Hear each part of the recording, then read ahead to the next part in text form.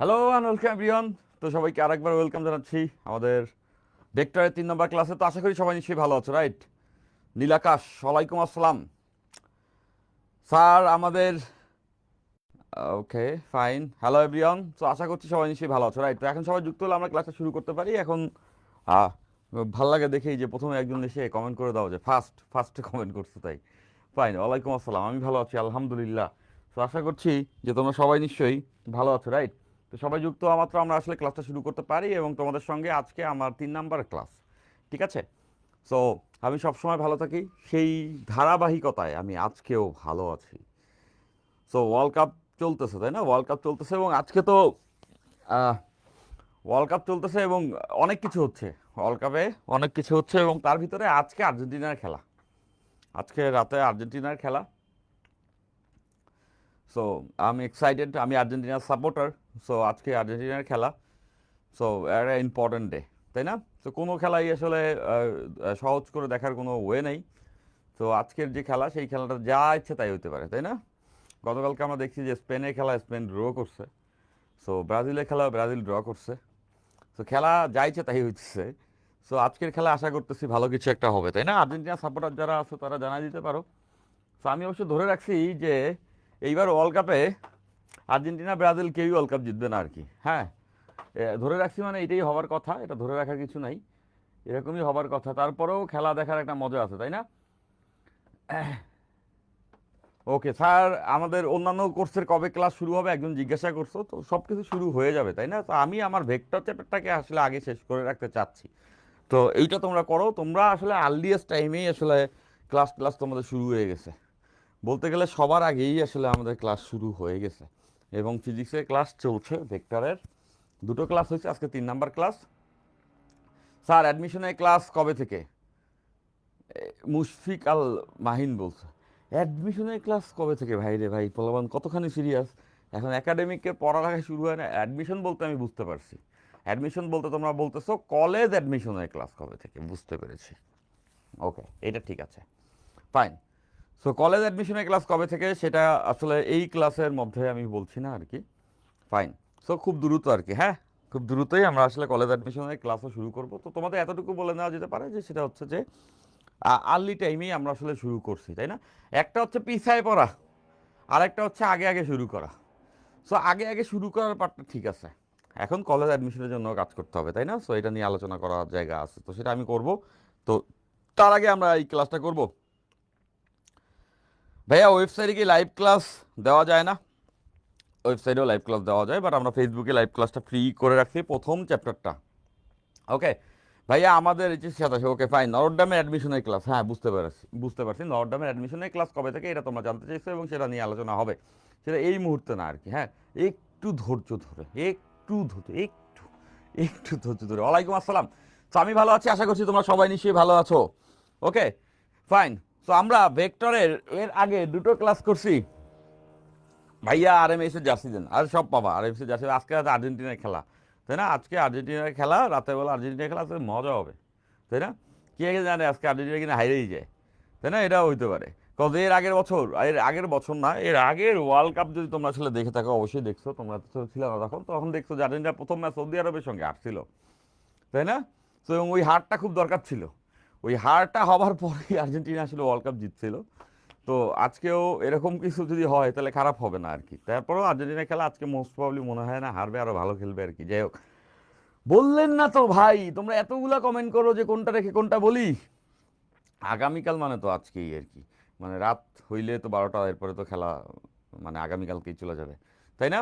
আচ্ছা, এখন কি অবস্থা? সবাই সবাই যুক্ত হলে আমরা ক্লাস শুরু করে ফেলতে পারি। সবাই যখন যুক্ত হবে তখন আমি কিন্তু ওয়েট করতেছি যে তোমাদের জন্য 1-2 মিনিট আমি টাইম আসলে এক্সট্রা দিয়ে রাখি, যে সবাই যেন আসলে যুক্ত হতে পারো। এবং আমরা ভেক্টর পড়েছি, আমরা এর আগের 2টো ক্লাসে ভেক্টর পড়েছি এবং ভেক্টরে যা আমরা কিছু পড়ছি, এই যে ব্রাজিলের সাফল্য চলে আসছে। তো ভেক্টরে আমরা এর আগে নদী নৌকার অঙ্কও আসলে করেছিলাম last class, if you guys remember. তাহলে তোমাদের অবশ্যই এটা মনে আছে যে আমরা নদী ও নৌকার 2টা মোস্ট ইম্পর্টেন্ট টপিক যেগুলো আমরা পড়ছি, 2টা মোস্ট ইম্পর্টেন্ট টপিক আমরা পড়েছিলাম। এখন আজকে আমরা এরপর থেকে আসলে বাকি অংশগুলো পড়ব। ওকে, বাকি অংশগুলো পড়ব। আচ্ছা, ওকে ফাইন। ওকে, তো কি সব উল্টাপাল্টা কোশ্চেন করো পোলাপান, তাই না? প্রতিটা ক্লাসে নোট কি আলাদা আলাদা কইরা পোস্ট করব, নাকি সবগুলো শেষ করলে? সবগুলো শেষ করে তো একটা পোস্ট করবা, প্রত্যেকটা ক্লাসেরই নোট আলাদা করে পোস্ট করে দিবা। এটা কেন করবা? কজ একটা সেলফ টার্গেট থাকতে হয়, একটা সেলফ টার্গেট থাকতে হয়, যেখানে হচ্ছে গিয়ে তোমার এভরিডের কাজ এভরিডে শেষ করে রাখতে পারলে বেটার। যেমন আমার নিজের একটা টার্গেট থাকে, যেমন আজকে এই যে আমি ক্লাস 3 নাম্বার ক্লাস, আমার প্রত্যেকদিন টার্গেট থাকে, আচ্ছা আজকে এতটুকু ক্লাস, এই ক্লাসে আমি এতটুকু পড়াবো, তো আজকে যতটুকু পড়াবো আমরা সেটা জানি। ঠিক আছে, এখন তোমরা সবাই যুক্ত হলে আমরা ক্লাসটা শুরু করতে পারি। So no expectation. তার আগে আমি তোমাদেরকে বলে দিচ্ছি যে আমাদের ভেক্টরে 12-13টার মতো ক্লাস হবে। হ্যাঁ, তো আজকে 3 নাম্বার ক্লাস। সো আমরা ভেক্টরের আগের যে দুটো ক্লাস করছি, প্রথম ক্লাসে আমরা সামান্তরিক সূত্র পড়ছি, দ্বিতীয় ক্লাসে আমরা নদীতে নৌকা যখন চলে তার 2টা কেস দেখছি, 3টা কেসের কথা বলছিলাম। যে কোনো দিকে রওনা দিলে নৌকার কী ধরনের ঘটনাগুলো ঘটবে সেগুলো আজকের ক্লাসে আমরা দেখব। পাশাপাশি আমরা সামান্তরিক সূত্র যে শিখছিলাম তার স্পেশাল কতগুলো কেসে কী কী হতে পারে সেগুলো আমরা সবাই দেখব।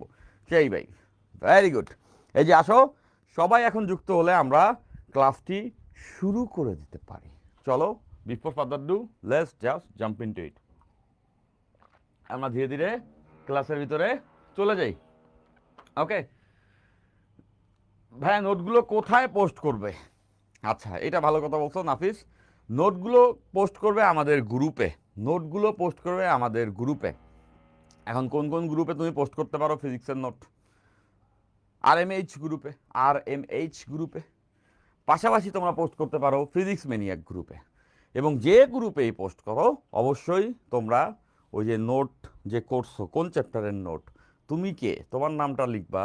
পাশাপাশি হচ্ছে গিয়া আমার নামটাও তুমি লিখবা ইনস্ট্রাক্টর হিসাবে। আমার ফেসবুক নাম নিয়াজ মুর্শেদ ফয়সাল, যেটা তোমরা জেনে থাকছো, ওইটাও লিখবা। কেন লিখবা? তাতে আমার কাছে নোটিফিকেশন আসবে, তাহলে আমি ওই নোটটা চেক করতে পারবো। ঠিক আছে, ফাইন, নিশ্চয়ই বুঝে গেছো নাফিস। তাহলে এবার আসো, আমরা আর লেট না করি, আমরা ক্লাসের ভিতরে চলে যাই, আমরা পড়ালেখার ভিতরে চলে যাই, আমরা পড়ালেখার ভিতরে চলে যাই। তো লাস্ট ক্লাসের পরে, লাস্ট ক্লাসে আমরা নদী নৌকার অঙ্ক দেখছিলাম। আজকে আমরা যে কোনো দিকে, যে কোনো যে কোনো দিকে যদি, যে কোনো দিকে যাত্রা করলে, যে কোনো দিকে যাত্রা করলে, নৌকা যদি যে কোনো দিকে যাত্রা করে, একটা নৌকা আছে, যে নৌকাটা আমরা এর আগে 2টা কেস দেখছিলাম, 2টা কেস, 2টা স্পেসিফিক কেস। সর্বনিম্ন পথে, সর্বনিম্ন পথে, সর্বনিম্ন পথে, সর্বনিম্ন পথে নদী পাড়ি দিতে হইলে বা সোজাসুজি নদী পাড়ি দিতে হলে কী করতে হবে এটা দেখছি। দেন অ্যাগেইন আমরা এটা পড়ছি যে সর্বনিম্ন সময়ে, সর্বনিম্ন, সর্বনিম্ন সময়ে, সর্বনিম্ন সময়ে নদী পাড়ি দিতে হলে কি করতে হবে সেটাও আমরা পড়ছি। সো এই 2টা কেসই সব থেকে প্রমিনেন্ট, এবং এই 2টা কেস থেকেই হচ্ছে গিয়ে কোশ্চেনগুলো বেশি আসে, তো সেটা আমরা পড়েছি। কিন্তু আরেকটা কেস আছে যেখানে কোনো উদ্দেশ্য নাই, না সে পথ কমাবে, না সে সময় কমাবে, যে কোনো দিকে হচ্ছে গিয়ে একটা নৌকা রওনা হয়ে যাবে, যে কোনো দিকে সে রওনা হবে, মানে সে একটা নির্দিষ্ট কোণ করে রওনা হবে, তাতে তার পথও কমে নাই, তাতে তার সময়ও সর্বনিম্ন হয় নাই। কিন্তু এরকম কিছু অঙ্ক থাকবে যে একটা নৌকা যদি এত কোণে যাত্রা করে স্রোতের সঙ্গে, এত কোণে যাত্রা করে, সেক্ষেত্রে তার নদী পাড়ি দিতে কত সময় লাগবে, সেই ক্ষেত্রে সে কতটা পথ অতিক্রম করবে, সেই ক্ষেত্রে নদী নৌকাটার পার্শ্ব সরণ কত হতে পারে, এই সব কিছুই আসলে আমাদের কাছে জানতে চাইতে পারে। ঠিক আছে, ফাইন। তাহলে এবার সবাই যদি যুক্ত হও তাহলে আমরা ক্লাসে শুরু করতে পারি। এবং তোমাদের ক্ষেত্রে আমার একটা কথা আসলে বলতে খুব মন চাচ্ছে, সেটা হচ্ছে যে সময়ের সঙ্গে সঙ্গে আমরা ক্লাসে উপস্থিতি যেন বেড়ে যায়। হ্যাঁ, সময়ের সঙ্গে সঙ্গে ক্লাসের উপস্থিতি যেন বেড়ে যায়, এইটাই কিন্তু এক্সপেক্টেড। তোমরা যত বেশি ক্লাসে থাকবে ততই আমাদের আসলে ক্লাসগুলোর ইফেক্টিভিটি থাকবে। আমি যদিও জানি যে লাইভ ক্লাস করার থেকে বেশি ইম্পর্ট্যান্ট হচ্ছে গিয়ে ক্লাসগুলো অ্যাকুরেটলি করে শেষ করা। ঠিক আছে, আচ্ছা তাহলে এবার আসো, আমরা যে কোনো দিকে যাত্রা করলে, একটা নৌকা যে কোনো দিকে যাত্রা করলে কি কি ঘটনা ঘটতে পারে সেগুলো দেখব। ঠিক আছে, আচ্ছা তাহলে প্রথমেই আমরা জানি আমাদের একটি আদর্শ নদী আছে, আমাদের একটি আদর্শ নদী আছে, এই সেই আদর্শ নদী, তাই না? এই সেই আদর্শ নদী, এই সেই আদর্শ নদী, যেই নদীর একটা প্রস্থ থাকে এবং নদীর প্রস্থ হচ্ছে গিয়া ডি, নদীর প্রস্থ হচ্ছে গিয়া ডি। এখন একটা নৌকা থাকবে এবং সেখানে নদীতে স্রোত থাকবে, এই ঘটনাগুলো আমরা আগের ক্লাসে দেখছি। সো আজকেও আমি আরেকবার মনে করা নিচ্ছি, নদীর স্রোত লেটসে এই দিকে, নদীর স্রোত এই দিকে, আমরা দেখতে পাচ্ছি নদীর স্রোত হচ্ছে গিয়ে এই দিকে, স্রোতের বেগ এই দিকে, স্রোত এই দিকে প্রবাহিত হচ্ছে, স্রোত এই দিকে প্রবাহিত হচ্ছে, এবং স্রোতের বেগকে আমরা ইউ দ্বারা প্রকাশ করি, স্রোতের বেগকে আমরা ইউ দ্বারা প্রকাশ করি। এখন একটি নৌকা আছে, এখন একটি নৌকা রয়েছে, এই যে সেই একটি নৌকা, এই নৌকাটা যাত্রা করবে, এই নৌকাটা যাত্রা করবে, এখানে কিন্তু বলা আছে যে কোনো দিকে যাত্রা করবে, মানে সে একটা নির্দিষ্ট কোণ করে একটা দিকে যাত্রা করবে, একটা নির্দিষ্ট কোণ করে একটা দিকে যাত্রা করবে। তো লেটসে এই নৌকাটা, এই নৌকাটা এই দিক বরাবর যাত্রা করলো, দেখো এই নৌকাটা এই দিক বরাবর যাত্রা করলো। তো এই দিক বরাবর যদি যাত্রা করে তাহলে সে কত কোণে যাত্রা করছে, তো সেটা আমাদের অঙ্কে বলা থাকবে যে স্রোতের সঙ্গে কত কোণ করে সে যাত্রা করছে। লেটসে এখানে বলে দিছে স্রোতের সঙ্গে আলফা কোণে যাত্রা করছে, কত কোণে, আলফা কোণে, এইটা এখানে গিভেন থাকবে। এবং যে নৌকাটা যাত্রা করছে তার বেগটা হচ্ছে ভি, তার বেগটা হচ্ছে ভি, তার বেগটা হচ্ছে ভি, ওকে, তার বেগটা হচ্ছে ভি, তার বেগটা ভি। হ্যালো, ওকে। সো অনেকেই আছে যারা কলেজ অ্যাডমিশন নিয়ে আসলে টেনশনে আসো।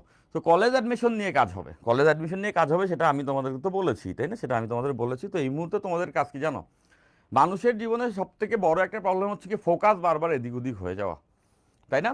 সো তুমি জানবা পূর্ণাঙ্গভাবে তোমার ভরসা রেখে সেভাবে করে আগাইতে হবে। এবং দ্য থিং ইজ এই মুহূর্তে ভেক্টর ক্লাসটা মনোযোগ দিয়ে করতে হবে, এই মুহূর্তে এই সময়ে প্রেজেন্স অফ মাইন্ড, তাই না, প্রেজেন্স অফ মাইন্ড, এই মুহূর্তে তোমাকে এখানে প্রেজেন্ট থাকতে হবে, ঠিক আছে? ভাইয়া আমি তো আগের এই কমেন্ট টমেন্ট সব সামনে দিয়ে চলে যায়, আমি দেখতে পারি না, যাই হোক, কি বলছে ভাইয়া আমি তো আগের ক্লাস করি নাই, কেমনে বুঝবো? এই যে মাইস, এই যে শুরু হয়ে গেছে, আগের ক্লাস করি নাই, তো আগের ক্লাস না করলে তুমি পরের ক্লাস বুঝবা? আগের ক্লাস না করলে তুমি পরের ক্লাস বুঝবা? ওইটা ডিফারেন্ট কথা, যে আমার ক্লাসগুলো তুমি হয়তোবা যে কোনো জায়গার থেকে করতে শুরু করলে বুঝতে শুরু করবা, 4-5 মিনিট মনোযোগ দিয়ে দেখলে বুঝতে শুরু করবা, সেটা আলাদা কথা। বাট তুমি আগের ক্লাস না করলে কিন্তু ধীরে ধীরে তুমি আসলে অনেক কিছুই বুঝতে পারবা না। তো ওই জায়গা থেকে আমি তোমাদেরকে বলবো যে ক্লাস জমায়ও না, একদিন বাদে একদিন ক্লাস হয়, ক্লাসে আমি খুব ছোট ছোট অংশ তোমরা নবীন বাচ্চা কাচ্চা ছোট ছোট অংশ গুছাই গুছাই পড়ানোর চেষ্টা করি। সো এতটুকু প্রেশার তোমাদেরকে নিতে পারতে হবে। সো ক্লাস আমরা জমাবো না, হ্যাঁ, এখন যারা আগে ক্লাস করো না এখনই ক্লাস অবশ্যই করো, কিন্তু এরপর থেকে যেন ক্লাস মিস না হয়, এরপর থেকে যেন কোনো ক্রমেই ক্লাস মিস না হয়, ঠিক আছে? আচ্ছা এবার আসো, এখানে দেখো। সো আমরা দেখতেছি যে এই আলফা এখানে গিভেন থাকবে, কত কোণে যাত্রা করছে এখানে বলা থাকবে, এখানে গিভেন থাকবে, গিভেন গিভেন গিভেন হচ্ছে গিয়ে আলফা, গিভেন হচ্ছে গিয়ে আলফা, কত কোণে সে যাত্রা করছে, গিভেন হচ্ছে আলফা, সে কত কোণে যাত্রা করছে এটা এখানে বলা থাকবে। এভাবে বলে দিবে স্রোতের সঙ্গে 60 ডিগ্রি কোণে একটি নৌকা যাত্রা করলো, ওকে। এই কেসটা এরকম, আগের দুইটা ক্ষেত্রে কিন্তু আমাদের বলে দিত সর্বনিম্ন পথে যাইতে হবে, সর্বনিম্ন সময়ে যাইতে হবে, সেই ক্ষেত্রে কত করে যাত্রা করবে সেটা আমরা বের করতে পারতাম, যেহেতু উদ্দেশ্য আমরা জানি। কিন্তু এখানে কিন্তু সেটা কিছু বলে নাই, এখানে কোনো উদ্দেশ্য বলে না, এখানে উদ্দেশ্য না, এখানে শুধু বলে দিবে যে এত কোণে যদি যাত্রা করে তাহলে কত সময় নদীর ওপারে যাবে, ঠিক আছে? তো দেখো এই যে দেখতে পাচ্ছি একটা নৌকা, এই নৌকা স্রোতের, এখানে নদীতে স্রোতের বেগ হচ্ছে ইউ এবং নৌকার বেগ হচ্ছে ভি, আলফা কোণে যাত্রা করছে। তাহলে ঘটনা কি কি ঘটবে সেগুলো আমরা দেখতে চাই, সেগুলো আমরা দেখতে চাই। এটা হচ্ছে নদীর প্রস্থ, ওকে, এইটা নদীর প্রস্থ। এখন আমরা একটা জিনিস করতে পারি, দেখো এই এই মনোযোগ খেয়াল করো, যে আমরা প্রথমে এখানে যে কাজটা করব সেটা হচ্ছে ভেক্টরগুলোকে উপাংশে ভাগ করে ফেলবো, ভেক্টরগুলোকে উপাংশে ভাগ করে ফেলবো, দেখো ভেক্টরগুলোকে উপাংশে ভাগ করে ফেলবো। এবার খেয়াল করে দেখো যে ইউ যেটা আছে, ইউ স্রোতের বেগ, স্রোতের বেগ তো পুরোটাই আমরা দেখতে পাচ্ছি যে স্রোতের বেগ পুরাটাই তো এক্স অক্ষ বরাবর আছে, ইজন্ট ইট? স্রোতের বেগ পুরাটাই এক্স অক্ষ বরাবর আছে, এটাকে আমি এক্স অক্ষ বলতে পারি, এটাকে আমি ওয়াই অক্ষ বলতে পারি। তাহলে দেখো স্রোতের বেগ পুরাটাই এক্স অক্ষ বরাবর আছে, কিন্তু কিন্তু নৌকার বেগ ভি এটা কিন্তু এক্স অক্ষ বরাবর নাই, নৌকার বেগ ভি এটা এক্স অক্ষ বরাবর নাই। তাহলে ভিকে আমরা দুইটা উপাংশে ভাগ করে ফেলতে পারবো, ভিকে ভিকে আমরা দুইটা উপাংশে ভাগ করে ফেলতে পারবো। এই যে একজন শুরু করছে, ওমর বলছো যে সাউন্ড নাকি ক্লিয়ার নাই, দেখি তো আমি চেক করে। একজন খালি এই কথাটা বললো, হঠাৎ করে একটা কথা তোমরা বলে ওঠো, শোনার পরে শোনার পরে আমার চেক করতে হয় যে ঘটনা কি সত্য। কই সাউন্ড তো ঠিকই আছে, সাউন্ড তো ঠিকই আছে, দেখি তো। ফাইন, সাউন্ড তো ঠিকই আছে ব্রাদার, মজা নিও না আমার সঙ্গে। আচ্ছা, ওকে ওকে, এবার আসো, এবার আসো দেখো, যে এই যে ভি যে আছে, ভিকে আমরা দুইটা অংশে ভাগ করে ফেলবো, এই ভিকে আমরা দুইটা অংশে ভাগ করে ফেলবো। তাহলে দেখো, আমি যদি এই ভিকে দুইটা অংশে ভাগ করি, ভি এর এই দিক বরাবর একটা অংশ আসবে, এই দিকে একটা অংশ আসবে, সেটা কত হবে? যার সঙ্গে কোণ তার সঙ্গে কজ হয়, আমরা এইটা প্রথম ক্লাসে দেখছি, যার সঙ্গে কোণ তার সঙ্গে কজ। তাহলে এই ভি এর এই দিক বরাবর অংশ হবে, এদিক বরাবর অংশ হবে v cos alpha, v cos alpha. দেখো এইটার সঙ্গে কোণ এক্স অক্ষের সঙ্গে, দ্যাটস এই দিক বরাবর অংশ হচ্ছে ভি কজ আলফা। এটার একটা উলম্ব অংশ থাকবে, ইজন্ট ইট, এটা লম্বা লম্বি একটা অংশ থাকবে। এই দিক বরাবর অংশ কত হবে?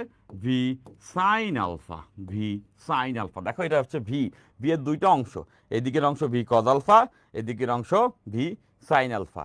আমরা ভিকে দুইটা অংশে ভাগ করে ফেলছি, ইউকে কিন্তু করি নেই। কেন করি নাই ইউকে? কারণ ইউ তো অলরেডি এক্স অক্ষ বরাবর আছে, ইউ তো অলরেডি এক্স অক্ষ বরাবর আছে, ওরে তো আর অন্য অক্ষে ওর কোনো অংশ নাই। দেখো পুরোটা ইউই এক্স অক্ষে আছে, এই পুরো স্রোতের বেগই এক্স অক্ষে আছে, তো পুরোটাই এক্সে আছে, তো ওকে ভাগ করার কিছু নাই। কিন্তু ভি ছিল কিন্তু এক্স এবং ওয়াই এর মাঝে, তাহলে ভিকে দুই টুকরো করা যেতে পারে, এবং ভিকে দুই টুকরো করলে একটা অংশ এক্স অক্ষ বরাবর যেটা হচ্ছে ইউ কজ আলফা, একটা অংশ ওয়াই অক্ষ বরাবর যেটা ভি সাইন আলফা। এবার বলো তো, এবার বলো তো এক্স অক্ষ বরাবর মোট কতটুকু বেগ আছে? এক্স অক্ষ বরাবর, এক্স অক্ষ বরাবর, এক্স অক্ষ বরাবর, এক্স অক্ষ বরাবর, এক্স অক্ষ বরাবর, এক্স অক্ষ বরাবর, এক্স অক্ষ বরাবর মোট কার্যকর বেগ কত? এক্স অক্ষ বরাবর বেগ, এক্স অক্ষ বরাবর বেগ কত হবে? দেখো এক্স অক্ষ বরাবর অলরেডি ইউ তো ছিলই, স্রোত তো ছিলই, সঙ্গে আবার ভি এর একটা অংশ ভি কজ আলফা আসছে, তাইলে এই অক্ষ বরাবর মোট দুইটা বেগ আমরা পাইছি। একটা হচ্ছে ইউ তো ছিল, পাশাপাশি আসছে ভি কজ আলফা, পাশাপাশি আসছে ভি কজ আলফা। তাহলে খেয়াল করে দেখো, তাহলে খেয়াল করে দেখো এক্স অক্ষ বরাবর মোট বেগ u plus v cos alpha, already এদিকে ইউ ছিল, আর এই ভি এর একটা অংশ ভি কজ আলফা এইটা এইদিকে আসছে, তাহলে মোট কতটুকু বেগ আছে এক্স অক্ষ বরাবর? U plus v cos alpha. সবাই বুঝতে পারছি? এবার দেখো ওয়াই অক্ষ বরাবর বেগ কত আছে? ওয়াই অক্ষ বরাবর বেগ, দেখো ওয়াই অক্ষ বরাবর একটাই বেগ আছে, সেটা হচ্ছে ভি সাইন আলফা। ওয়াই অক্ষ বরাবর একটাই বেগ আছে, যেটা হচ্ছে ভি সাইন আলফা। ওয়াই অক্ষ বরাবর একটাই কার্যকর বেগ, ভি সাইন আলফা। এরপরে নিশ্চয়ই সবাই এটা বুঝে গেছে যে যে এক্স অক্ষ বরাবর বেগের জন্য এক্স অক্ষে নৌকা যাবে, ওয়াই অক্ষ বরাবর বেগের জন্য ওয়াই অক্ষে নৌকা যাবে। এক্স অক্ষ বরাবর বেগের জন্য এক্স অক্ষে নৌকা যাবে, ওয়াই অক্ষ বরাবর বেগের জন্য ওয়াই অক্ষে নৌকা যাবে। ঠিক আছে? ওকে ওকে, একজন বলছে এই তো আমার কাছে মনে হয় এসএসসি লেভেলের পড়া, দেখি তো, এসএসসি লেভেলের পড়া একটু বেশি কঠিন ছিল এইচএসসি লেভেলের তুলনায়। ভেরি গুড আরিফুল, তোমার এই কমেন্টটা আমার একদম মনে করো যে মন ভালো করে দিচ্ছে। তোমার এই কমেন্ট আরিফুল, আমার কাছে মনে হয়, আমার কাছে যা সত্য মনে হয় তা মুখে বলতে কিসের সংশয়।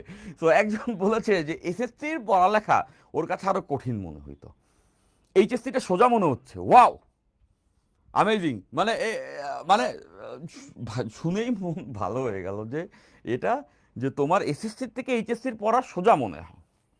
ভেরি গুড, যদি সেটা হয় আমি দোয়া করি যেন সেইটাই থাকে। এসএসসির থেকে যদি এইচএসসি পড়া সোজা হয় তার মানে তুমি এইচএসসিতে ভালো করবে অনেক, তাই না? এটাই যেন হয়, কিন্তু আসলে বাস্তবতা তো ওরকম না।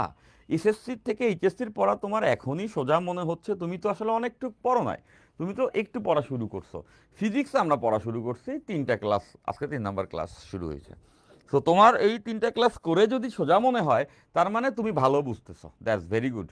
কিন্তু বাস্তবতা দিনকে দিন চেঞ্জ হবে, সব কিছু তো ফিজিক্স না, ফিজিক্সের পরে কেমিস্ট্রি আছে, ম্যাথ আছে, পাশাপাশি তোমার বায়োলজি আছে, বাংলা ইংলিশ আছে, আইসিটি আছে, এবং এই তুমি সবগুলো পড়া এখন জমবে, তখন তুমি দেখবে প্রেশার হবে আস্তে আস্তে। আগে আগে পড়লে কোনো দিন প্রেশার হবে না, আগে আগে বললে কোনো দিন প্রেশার হবে, সোজা আছে সোজা থাকুক। স্যার ইউ ভি এর মান কি সব সময় দেওয়া থাকবে? হ্যাঁ, অঙ্ক করতে হলে দেওয়া থাকবে, রয় রয়। তো দেখো দেওয়া থাকবে, বিভিন্ন অঙ্ক বিভিন্ন রকম থাকবে, অঙ্ক দেখলে আমরা বুঝবো, আগে আমরা থিওরিটা দেখতেছি। দেখো এক্স অক্ষ বরাবর বেগ হচ্ছে u plus v cos alpha, y অক্ষ বরাবর বেগ হচ্ছে ভি সাইন আলফা। এখন দেখো এই যে নৌকাটা এখানে ছিল, এই যে নৌকাটা এখানে ছিল, এই নৌকার উপরে দুইটা বেগ আমরা দেখতে পাচ্ছি।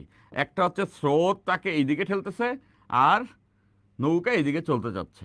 অ্যাকচুয়ালি সে যাবে কোন দিকে, এটা আমরা জানি, এটা যাবে হচ্ছে এইটার ডায়াগোনালি, এইটা যাবে হচ্ছে গিয়ে এইটার ডায়াগোনালি, এই কর্ণ বরাবর যাবে, এই কর্ণ বরাবর যাবে। কেন যাবে? সামান্তরিক বিধি থেকে আমরা এটা দেখছি, সামান্তরিক বিধি থেকে আমরা দেখছি এইদিকে একটা বেগ, এইদিকে একটা বেগ, লব্ধি বেগ কাজ করবে কর্ণ বরাবর, এই যে সামান্তরিকটা হবে তার কর্ণ বরাবর।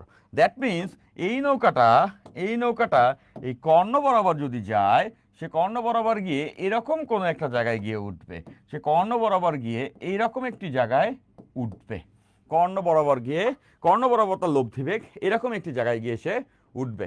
এতটুকু আমরা সবাই বুঝে গেছি। তাইলে এখান থেকে একটু খেয়াল করলে বাকিটাও বোঝা যাবে, এখান থেকে একটু খেয়াল করলে বাকিটাও বোঝা যাবে। তো খেয়াল করে দেখছো নৌকাটা যখন এই বিন্দু থেকে এই বিন্দুতে আসছে, তখন সে কিছুটা এক্স বরাবর সরে গেছে, কিছুটা ওয়াই বরাবর সরে গেছে। দেখো এখান থেকে এখানে আসা মানে হচ্ছে এক্স বরাবর এতটুকু যাওয়া, ওয়াই বরাবর এতটুকু যাওয়া। খেয়াল করো, এক্স বরাবর এতটুকু গেছে, ওয়াই বরাবর এতটুকু গেছে, তার মানেই হচ্ছে গিয়া সে মোট এতটুকু পথ গেছে। তাহলে এক্স বরাবর যাওয়ার জন্য দায়ী বেগ হচ্ছে এক্স অক্ষ বরাবর বেগ, ওয়াই অক্ষ বরাবর যাবার জন্য দায়ী বেগ হবে ওয়াই অক্ষ বরাবর বেগ। এটা কমন সেন্স, সবাই বুঝে গেছি, এইটা কমন সেন্স, সবাই বুঝে গেছি। তো দেখো এটা যদি এই বিন্দু থেকে এই বিন্দুতে যায়, তাহলে এইটা আন্ডারস্ট্যান্ডেবল, এইটা এক্স অক্ষ বরাবর এতটুকু গেছে, ওয়াই অক্ষ বরাবর এতটুকু গেছে, তাইলেই তো সেখান থেকে এখানে আসছে। তাহলে এক্স অক্ষ বরাবর এতটুকু যে গেল, এইটা কেন গেল? এইটা গেল এক্স অক্ষ বরাবর বেগের জন্য। ওয়াই অক্ষ বরাবর এতটুকু যে গেল, এইটা কেন গেল? এটা গেল ওয়াই অক্ষ বরাবর বেগের জন্য। নিশ্চয়ই সবাই এটা বুঝতে পারছি। এবং এই দুইটা বেগের জন্য মোট সরণটা হচ্ছে গিয়ে এই বরাবর হয়ে গেল। Okay fine. তাহলে এইবার এখান থেকে দেখো, এইবার এখান থেকে মনোযোগ দাও। তাহলে এক্স অক্ষ বরাবর যে দূরত্বটা সে গেছে, এক্স অক্ষ বরাবর যে সে দূরত্বটা গেছে, সেটা কতটুকু? সেটা হচ্ছে এতটুকু। এই যে দেখতে পাচ্ছি এতটুকু, এক্স অক্ষ বরাবর সে এতটুকু দূরত্ব অতিক্রম করছে। এইটা আর এটা তো সমান, এক্স অক্ষ বরাবর সে এতটুকু দূরত্ব অতিক্রম করছে। এইটাকে আমরা অনেক সময় বলি পার্শ্ব সরণ, এটাকে আমরা বলি তীর বরাবর অতিক্রান্ত দূরত্ব বা পার্শ্ব সরণ, এটাকে আমরা বলি তীর বরাবর অতিক্রান্ত দূরত্ব বা পার্শ্ব সরণ, তীর বরাবর অতিক্রান্ত দূরত্ব বা পার্শ্ব সরণ। ওকে, তাহলে এটা আমাদের বের করতে বলতে পারে নৌকাটির পার্শ্ব সরণ কত হবে। এখানে বলতে পারে নৌকাটির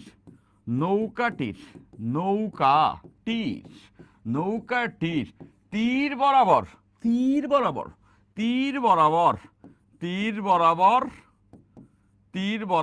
তীর মানে এটা তো তীর, এই যে তীর বরাবর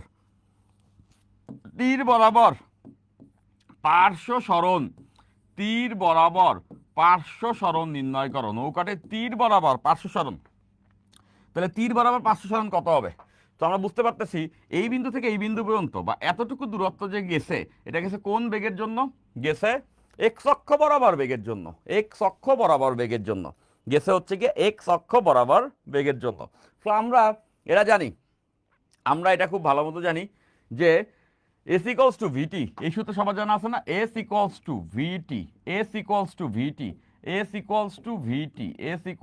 ভিটি, এটা আমরা সবাই জানি। মানে বেগকে সময় দ্বারা গুণ করলে সরণ পাবো। তাহলে এক্স অক্ষ বরাবর যে সরছে, এতটুকু যে সরছে পার্শ্ব সরণ, এতটুকু সরণের জন্য দায়ী বেগ কত? এতটুকু সরণের জন্য দায়ী বেগ হচ্ছে এক্স অক্ষ বরাবর বেগ, সেটা আমরা বের করে রাখছি, u plus v cos alpha. তার মানে দায়ী বেগটা আমরা লিখবো u plus v cos alpha. এইটা হচ্ছে এখানে কার্যকর বেগ এক্স অক্ষ বরাবর, ইনটু হচ্ছে সময়, যতটুকু সময় পাইছে এই সূত্র অনুযায়ী এস ইকুয়ালস টু ভিটি। ওই এক্স অক্ষ বরাবর কার্যকর বেগ এই ভিএক্স, এক্স অক্ষ বরাবর কার্যকর বেগ এটাই ভিএক্স, এক্স অক্ষ বরাবর কার্যকর বেগ, সেই বেগের সঙ্গে মোট যতটুকু সময় পাই সেটা গুণ করে দিলে ওই দিক বরাবর সরণ পেয়ে যাব। তার মানে আমরা এই সরণটা পেয়ে গেছি।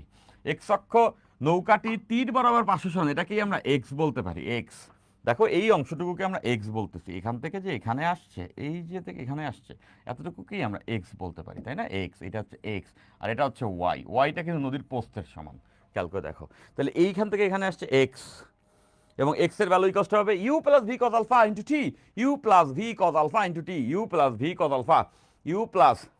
Alpha into t. দেখো আমরা এক্স অক্ষ বরাবর মোট বেগ বের করছি, সেই বেগের সঙ্গে সময়টাকে গুণ করে দিছি, তাইলে আমরা পেয়ে যাব এক্স অক্ষ বরাবর ওর মোট পার্শ্ব সরণ কত, সেটা হচ্ছে u plus v cos alpha into t. তাহলে এইটা অনেক সময় বের করতে বলবে। আমরা একটা অঙ্ক করলে আরো ক্লিয়ার হবে, আমি থিওরিটিক্যালি আগে জিনিসটাকে তোমাকে বুঝাই নিচ্ছি, একটু পরেই তোমার ক্লিয়ার হবে আরো অনেক বেশি। তো দেখো এই জায়গা থেকে দেখতে পাচ্ছ নদী পাড়ি দিতে মোট কত সময় লাগছে, ওই সময়টা এখানে বসবে। এটা হচ্ছে স্রোতের বেগ, এটা নৌকার বেগ, আর নৌকাটা কতক্ষণে যাত্রা করছিল, এটা বসাইলেই আমরা পার্শ্ব সরণটা পেয়ে যাব। এরপর ওয়াই অক্ষের ক্ষেত্রে দেখো, ওয়াই অক্ষ বরাবর অতিক্রান্ত দূরত্ব, ওয়াই অক্ষ বরাবর অতিক্রান্ত দূরত্বের ক্ষেত্রে দেখো ওয়াই অক্ষ বরাবর সে এতটুকু গেছে, কমন সেন্স দেখতে পাচ্ছ, ওয়াই অক্ষ বরাবর সে এতটুকু গেছে, এইটা হচ্ছে ডি। ওয়াই অক্ষ বরাবর অতিক্রান্ত দূরত্ব খেয়াল করে দেখো, এইখান থেকে এইখানে এই যে ওয়াই অক্ষ বরাবর সে গেছে কিন্তু নদীর প্রস্থের সমান, তাহলে ওয়াই অক্ষ বরাবর অতিক্রান্ত দূরত্বটা আমরা জানি, ওয়াই অক্ষ বরাবর অতিক্রান্ত দূরত্বটা হচ্ছে ডি। ওয়াই অক্ষ বরাবর সে নদীর প্রস্থের সমান দূরত্ব অতিক্রম করছে, ওয়াই অক্ষ বরাবর সে নদীর প্রস্থের সমান দূরত্ব অতিক্রম করছে। তাহলে খেয়াল করে দেখো ডি, এই একই সূত্র অনুযায়ী এস ইকুয়ালস টু বিটি। ওয়াই অক্ষ বরাবর কার্যকর বেগ কত, ওয়াই অক্ষ বরাবর কার্যকর বেগ ভি সাইন আলফা, তাহলে V sine alpha into t. দেখো ওয়াই অক্ষ বরাবর বেগকে যদি সময় দ্বারা গুণ করে দেই তাহলে ওয়াই অক্ষ বরাবর অতিক্রান্ত দূরত্ব, আর ওয়াই অক্ষ বরাবর অতিক্রান্ত দূরত্ব নদীর প্রস্থের সমান। খেয়াল করে দেখো যে নৌকাটা এখান থেকে এখানে যে আসলো, তাহলে এই যে নদীর যে প্রস্থ এইটাই তো ডি আমরা ধরছি, এই যে ডি, তাহলে ডি তো ওয়াই অক্ষ বরাবর অতিক্রান্ত দূরত্ব। তাহলে আমরা বুঝতে পারছি যে d equals to v sine alpha t, y অক্ষ বরাবর বেগ ইন্টু সময়, সেটা দ্বারা গুণ করলে আমরা ডি পেয়ে যাচ্ছি। এখান থেকে কিন্তু আমরা টিটা বের করতে পারবো নদী পাড়ি দেওয়ার সময়। দেখো এইটাই এখানে চাবে নদী পাড়ি দিতে কত সময় লাগবে, তাহলে টি ইকুয়ালস টু কত লিখতে পারবো, দেখো t equals to d by v sine alpha, t equals to d by v sine alpha, t equals to d by v sine alpha. এখন এই যে থিওরিটা আমরা পড়তেছি এটা কিন্তু বইয়ে স্পষ্টভাবে নাই, বইয়ে ন্যূনতম সময়ে তারপরে ন্যূনতম দূরত্বে নদী পাড়ি, এই দুটা কেস দিয়ে অনেকগুলো অঙ্ক আছে, ঠিক আছে। এবং এই কেসটা ডিরেক্টলি নাই, কিন্তু অনেকগুলো ক্ষুদ্র ক্ষুদ্র অঙ্কের মাঝখানে মাঝখানে এগুলি তোমার কাজে লাগবে, ঠিক আছে। এবং তুমি যখন কলেজে পরীক্ষা দিতে যাবা, এসএসসি আর এইচএসসির মধ্যে একটা বড় পার্থক্য বলবো না, বড় ভিন্নতা দেখা যায়। ভিন্নতা কীরকম দেখা যায়, এসএসসিতে যা যা কিছু তুমি পড়ো এগুলো ডিরেক্টলি থাকে, ডিরেক্টলি দেওয়া থাকে প্রশ্ন আকারে, এবং তুমি যখন পরীক্ষা দাও পরীক্ষার কোশ্চেনও ডিরেক্টলি থাকে, পরীক্ষার কোশ্চেনও ডিরেক্টলি জিনিসটাকে তুলে ধরে রাখে। কিন্তু এইচএসসিতে যেটা হয়, পড়ার জায়গাগুলো খুব সুন্দর মতো পড়ে যাই আমরা, কিন্তু পরীক্ষায় যায় দেখি চিন্তাটাকে ঘুরায়া ডিফারেন্টভাবে প্লেস করছে, তখন হয় কি ওই জিনিসটাকে ভাঙতে যায়, মেজরিটি ওখানে আটকে যায়। ওকে, সো আমি যখন তোমাদেরকে পড়াবো, এই পড়ানোর ইফেক্টিভিটি তুমি বুঝতে পারবা সেটা পরীক্ষার হল পর্যন্ত গেলে, যে তোমার এই পড়াটাকেই ভেঙে ভেঙে পড়তে হবে। বলে দিচ্ছি ডিরেক্টলি, ওই বইয়ের প্রত্যেকটা পৃষ্ঠা পড়ে যায় তুমি পরীক্ষায় ভালো করবা এই আশা তুমি রাখো না, তাতেও তুমি একটা স্ট্যান্ডার্ড রেজাল্ট করবা, খারাপ করবা তাও বলা যাবে না। তুমি বই ডিরেক্টলি রিডিং পড়ে যায়া পরীক্ষায় খুব ভালো করবা সেই আশাটা ডিরেক্টলি রেখো না, সেই আশাটা ডিরেক্টলি রেখো না ভাইয়া, রেখো না ভাইয়া, রেখো না ভাইয়া। এখন সেটা বুঝতে বুঝতে তোমার আরও 2 মাস লাগবে, সেটা বুঝতে তোমার আরও 2 মাস লাগবে। কাদেরকে বলছি, এইচএসসি 28কে বলছি, কজ 2 মাস পরে গিয়ে 2 মাস পরে গিয়ে 2 মাস পরে গিয়ে 2 মাস পরে গিয়ে কিন্তু তোমার হচ্ছে তুমি কলেজে ভর্তি হয়ে যাবা, রেজাল্ট দিয়ে দিবে, কলেজে ভর্তি হয়ে যাবা, আজ থেকে 2 মাস 2.5 মাস পরে আর কি ভর্তি হয়ে যাবা, তখন তোমার ভেক্টর পড়ানো শুরু করবে কলেজে। তারপরে তোমার একটা হঠাৎ করে উইকলি পরীক্ষা চলে আসবে, হঠাৎ করে একটা মান্থলি পরীক্ষা আসবে, ওই পরীক্ষায় তুমি তো পড়ে ভদ্র বাচ্চা, গুড বয়, গুড বয়, তো গুড বয় ভদ্র বাচ্চা পরীক্ষার হলে যাবা, পরীক্ষা হলে যাবার পরে কোশ্চেনটা পাবা, কোশ্চেনটা যদি খুব সোজা করে তাহলে বইতে যা পড়ে গেছে ওইগুলি লিখে দিতে পারবা। যে একটু যদি ভালো কোশ্চেন করে, যেটা করবে ইভেনচুয়ালি এইচএসসি পরীক্ষাতে, তো এটা যদি করে তখন তুমি দেখবে কিরে পড়ে তো সবই আসছিলাম কিন্তু পারলাম না কেন, আজকে আজকে আজকে পারলাম না কেন, তখন তোমার মাথা গরম হবে, তখন তোমার মাথা গরম হয়ে তুমি বাসায় আসবা, আমি এত মহা ভালো স্টুডেন্ট, আমি এত পড়ে গেলাম, তো আমার পরীক্ষা আজকে এরকম এলোমেলো হয়ে গেল কেন। এরপরে তুমি আবার পড়া দিবা, জম পড়া দিবা, এবার এবার জম পড়া দিয়ে তুমি আরেকটি পরীক্ষা দিয়ে যাবা, ওখানে আরেকটা বড় মারা খাবা,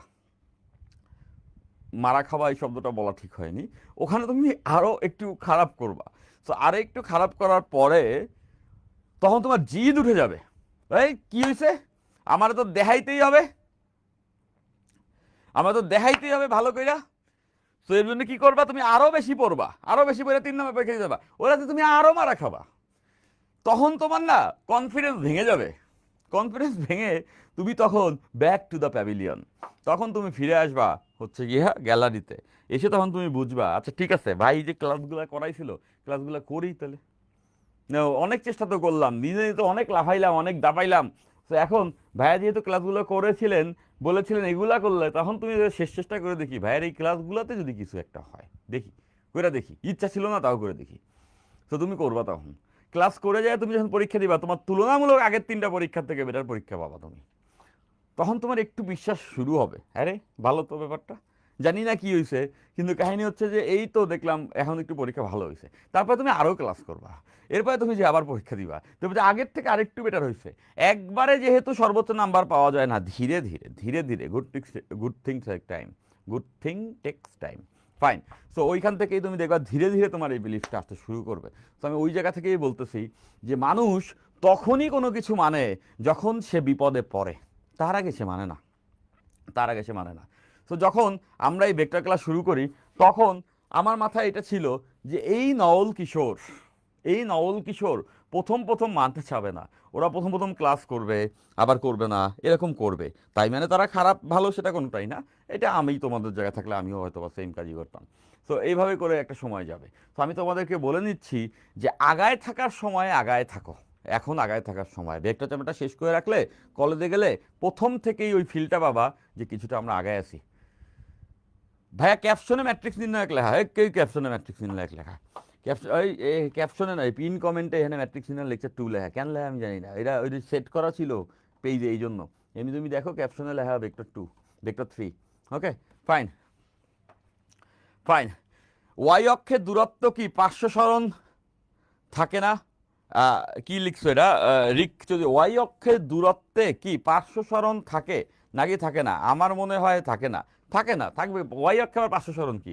ওয়াই অক্ষ মানে তো লম্বালম্বি কত দূর গেছে, 500 সরণ মানে তো পাশে কত গেছে, 500 সরণ মানেই তো এক্স, এক্স অক্ষ বরাবর কত গেছে পাশে, এক্স অক্ষ তো পাশে আর ওয়াই অক্ষ তো লম্বালম্বি। Okay fine. আচ্ছা তাহলে দেখো নৌকার তীর বরাবর 500 সরণ আমরা পেয়ে গেছি এটা, এবং ওয়াই অক্ষ বরাবর সরণ থেকে আমরা দেখছি ওয়াই অক্ষ বরাবর মোট সরণ হচ্ছে ডি, ওয়াই অক্ষ বরাবর বেগ হচ্ছে v sine alpha into t, তাহলে t equals to d by v sine alpha, t equals to d by v sine alpha, t equals to d by v sine alpha, t equals to d by v sine alpha. দেখো এইটা হচ্ছে নদী পাড়ি দেওয়ার সময়, যে টি যেটা আমরা দেখলাম এটা হচ্ছে নদী পাড়ি দেওয়ার সময়, এটা হচ্ছে নদী পাড়ি দেওয়ার সময়, নদী পাড়ি দিতে সময়, নদী পাড়ি দিতে সময়, এই যে নদীটাতে যে সে পাড়ি দিল এতে কতটুকু সময় লাগছে, নদীটাতে যে সে পাড়ি দিছে এতে কতটুকু সময় লাগছে এইটা। সো এইটা তো চাবে এখানে যে এত কোণে যাত্রা করলে নদী পাড়ি দিতে কত সময় লাগবে, এত কোণে যাত্রা করলে নদী পাড়ি দিতে কত সময় লাগবে, সেটা হচ্ছে গিয়া t, t equals to d by v sine alpha. তাহলে এই ডিটা কি, এই ডিটা হচ্ছে নদীর প্রস্থ, এই ডিটা হচ্ছে নদীর প্রস্থ, এই ভিটা হচ্ছে নৌকার বেগ, আর এই আলফা হচ্ছে কতক্ষণে যাত্রা করছিল। তাহলে এইটা জানলে আমরা বলতে পারবো এই ক্ষেত্রে কতটুকু সময় লাগছে এটা। আবার জানতে চাবে নৌকাটির 500 সরণ কত, দেখো এখান থেকে টি বের করে সেই টিকে এখানে তুমি বসাবা আর বাকি সব দেওয়া থাকবে, তাইলে তুমি পেয়ে যাবা নৌকাটির 500 সরণ কত হয়েছে। ওকে, তাহলে তোমরা সবাই পেয়ে যাবা নৌকাটির 500 সরণ কত হয়েছে। এখন এই ফর্মুলা এই থিওরি আমরা বুঝছি, এটা আরেকটু ক্লিয়ার হবে যখন আমরা একটি অঙ্ক করব।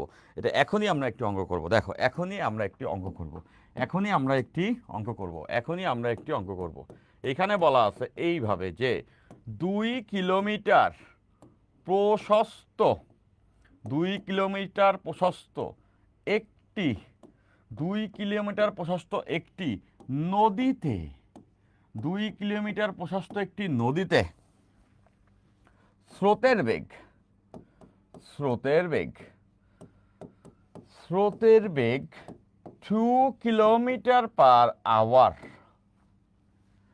4 কিলোমিটার পার আওয়ার বেগে, 4 কিলোমিটার পার আওয়ার বেগে একটি নৌকা, একটি নৌকা, একটি নৌকা 4 কিলোমিটার পার আওয়ার বেগে একটি নৌকা, একটি নৌকা ওই নদীর, ওই নদীর স্রোতের সাথে, স্রোতের সাথে, স্রোতের সাথে 60 ডিগ্রি কোণে, 60 ডিগ্রি কোণে, স্রোতের সাথে 60 ডিগ্রি কোণে যাত্রা করলো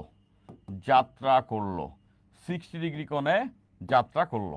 এখন আমাদের কাছে কি কি জানতে চাইছে?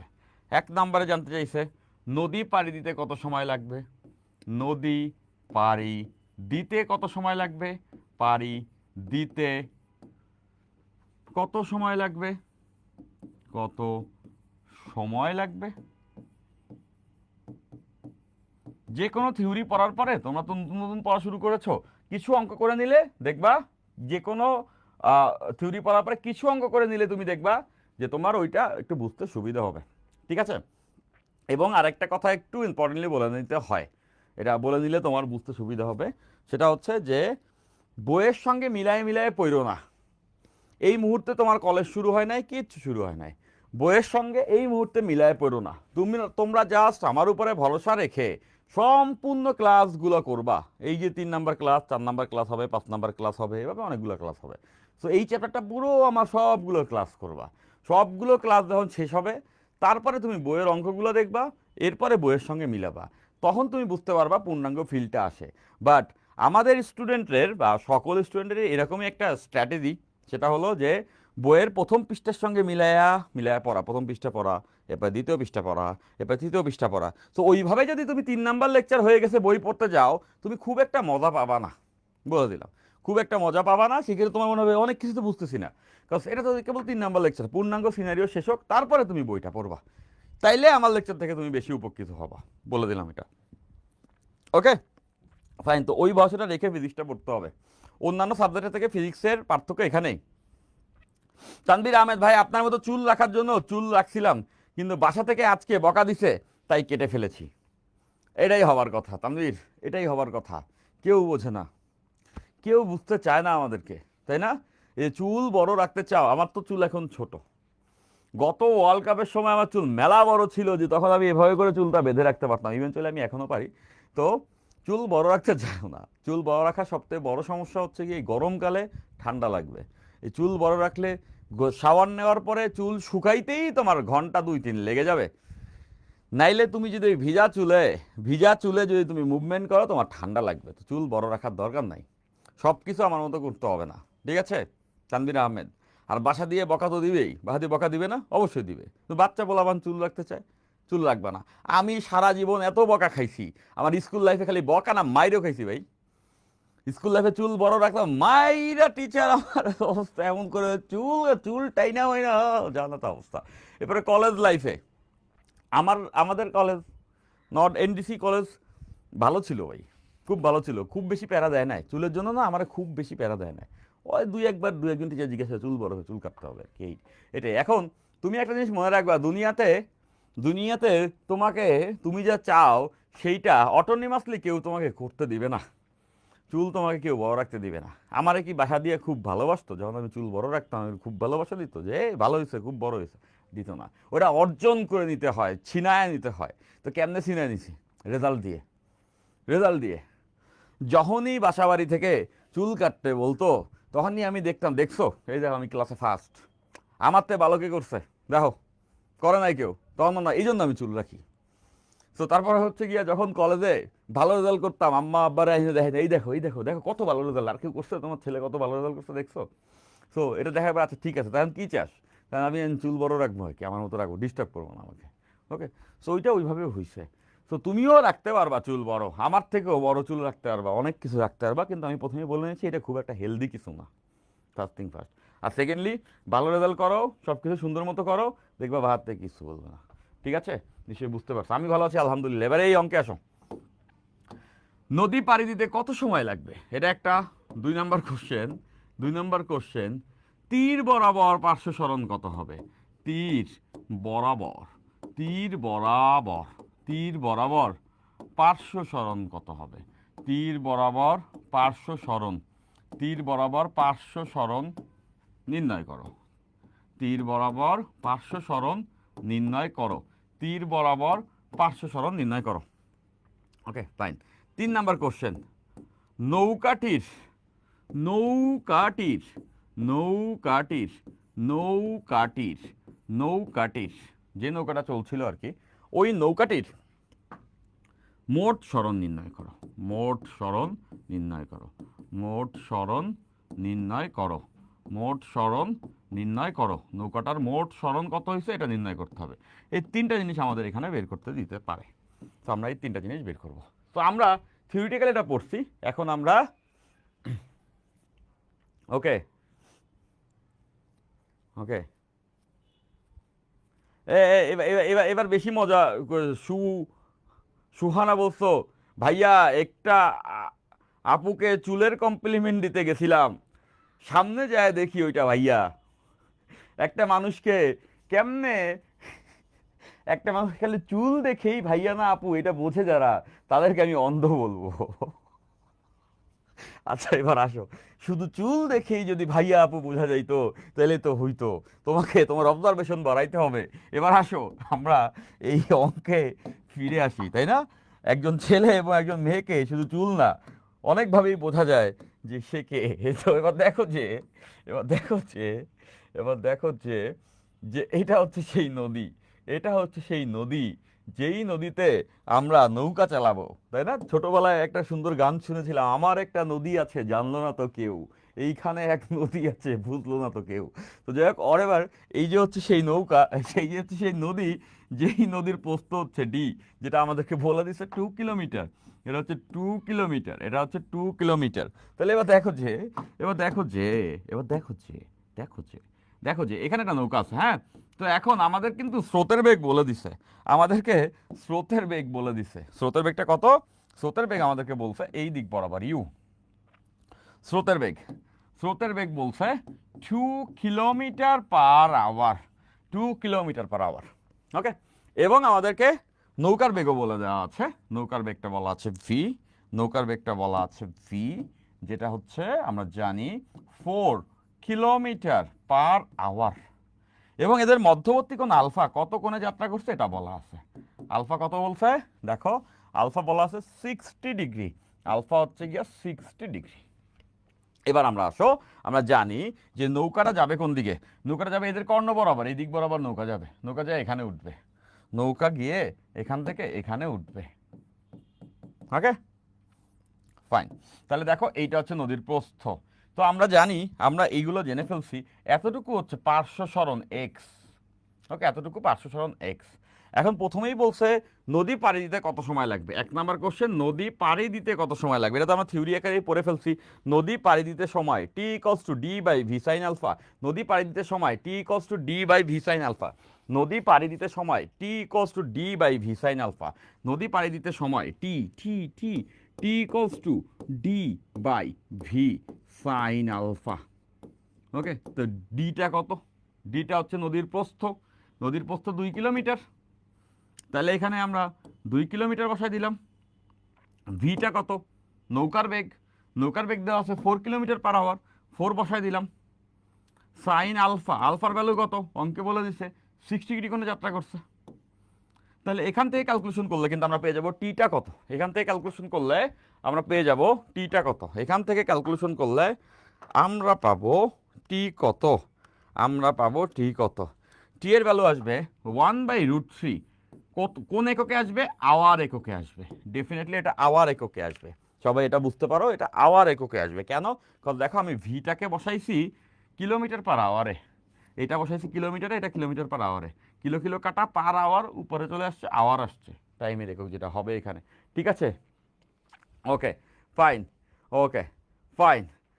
তাহলে এটা আমরা বুঝছি। দেখো খুব সহজে আমরা নদী পাড়ি দেওয়ার সময় পেয়ে গেছি। এবার 2 নম্বরে কি চাইছে? এবার 2 নম্বরে চাইছে, 2 নম্বরে চেয়েছে তীর বরাবর পার্শ্ব সরণ নির্ণয় করো। মানে এক্সটা কত, তীর বরাবর কত দূরে গিয়ে উঠছে। এভাবেও বাংলায় বলবে যে নৌকাটি তীর বরাবর কতটুকু দূরত্বে গিয়ে উঠবে, নৌকাটি তীর বরাবর কতটুকু দূরত্বে গিয়ে উঠবে। সোজা কথা, পার্শ্ব সরণ কত হবে। তো সেটাও তো আমরা থিওরি আকারে দেখে ফেলছি এখানে। দেখো তীর বরাবর পার্শ্ব সরণ u plus v cos alpha into t, u plus v cos alpha into t, u plus v cos alpha into t, u plus v cos alpha into t. তো পার্শ্ব সরণকে আমরা এক্স দ্বারা প্রকাশ করতে পারি। এক্স ইকস টু আমরা জানি u plus v cos alpha into t, into t. তাহলে দেখো আমরা ইউ এর ভ্যালু জানি, ইউ এর ভ্যালু কত? ইউ এর ভ্যালু ওই যে অঙ্কে দেওয়া আছে দেখো 2 কিলোমিটার পার আওয়ার, এই যে 2। আর ভি এর ভ্যালু 4, আলফার ভ্যালু 60, আলফার ভ্যালু 60, আর টি এর ভ্যালু আমরা এখানেই বের করছি। টি এর ভ্যালু কত, নদী পাড়ি দিতে যে সময়টা 1/√3, এই যে 1/√3, এইটা এখানে বসাই দিলে আমরা পেয়ে যাব 500 সরণ কত।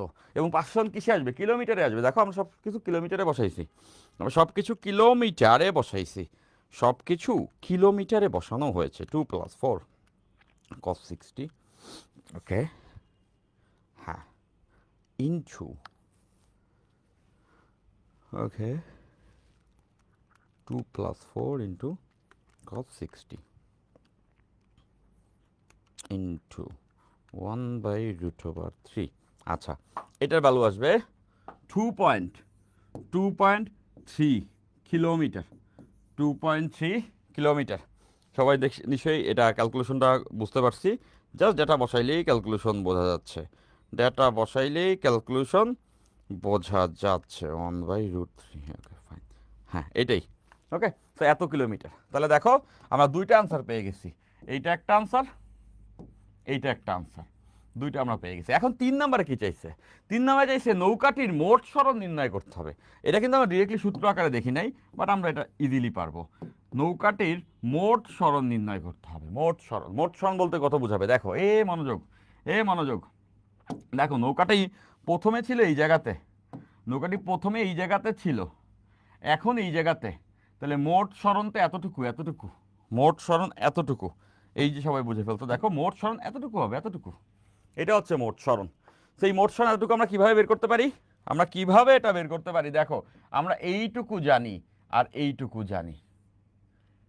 এইটুকু কত, এইটুকু হচ্ছে আমাদের এক্স, এইটুকু আমাদের এক্স, আর এইটুকু হচ্ছে নদীর প্রস্থ ডি। তাহলে পিথাগোরাস দিলেই নৌকার মোট সরণ পাবো। নৌকাটা এই বিন্দু থেকে এই বিন্দুতে এসেছে, তাহলে এইটাই কি নৌকাটার মোট সরণ। নদীর এই প্রান্ত থেকে এই প্রান্তে নৌকাটা আসছে, মানে মোট এতটুকু সরছে, মোট এতটুকু সরছে, এটা কোয়াইট কমন সেন্স। এখান থেকে এখানে গেছে, মানে মোট সরণ এত। তাহলে দেখো এই যে ত্রিভুজটা আমাদের কাছে আছে, এই যে ত্রিভুজটি আমাদের কাছে আছে, এই ত্রিভুজে খেয়াল করো, এই যে ত্রিভুজটি আমাদের কাছে আছে, এই ত্রিভুজে আমরা ভূমি জানি, লম্ব জানি, অতিভুজ বের করতে পারবো না, অতিভুজটাই তো মোট সরণ। তাহলে দেখো খুব সহজেই বের করতে পারবো মোট সরণ, মোট সরণ, মোট সরণ, মোট, মোট, মোট সরণ, মোট সরণ, মোট সরণকে আমরা এস দ্বারা প্রকাশ করলাম। এটাই ইকুয়াল টু √ওভার পিথাগোরাস দিতেছি, এই ভূমিটা হচ্ছে x, x square plus D square.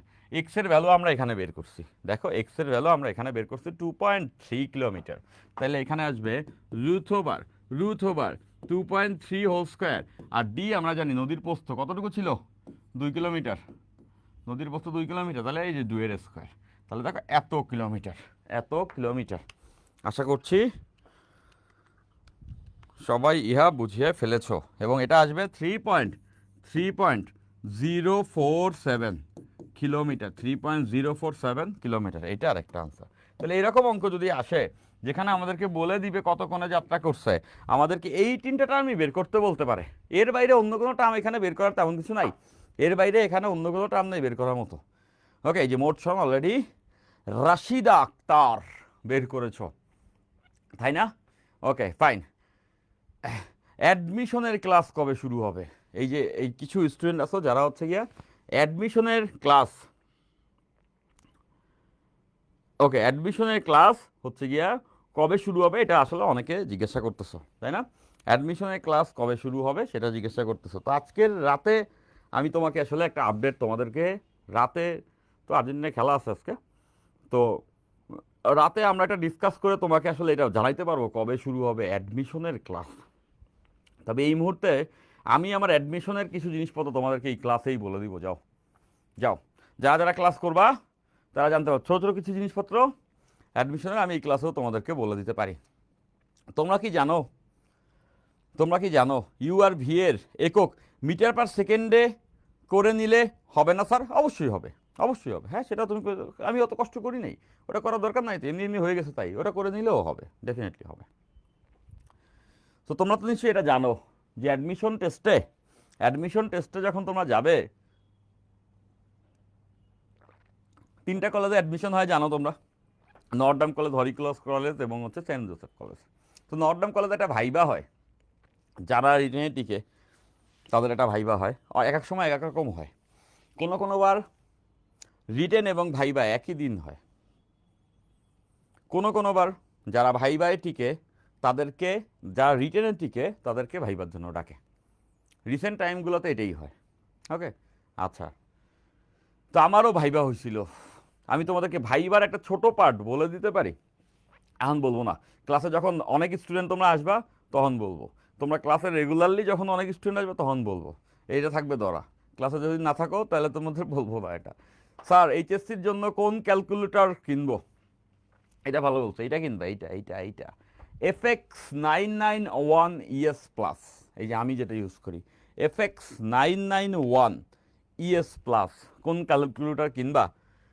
FX991 ES plus এইটা কিনবা। হ্যাঁ, আরও এর থেকে অ্যাডভান্স পাওয়া যায়, কিন্তু এইটাই স্ট্যান্ডার্ড, এটাতে কাজ চলবে, এটাই কিনবা। বেশি করতে দেয় কিছু করবো না জানি, এইটাই কিনবে, যথেষ্ট স্ট্যান্ডার্ড। ওকে, এটা কিনবা।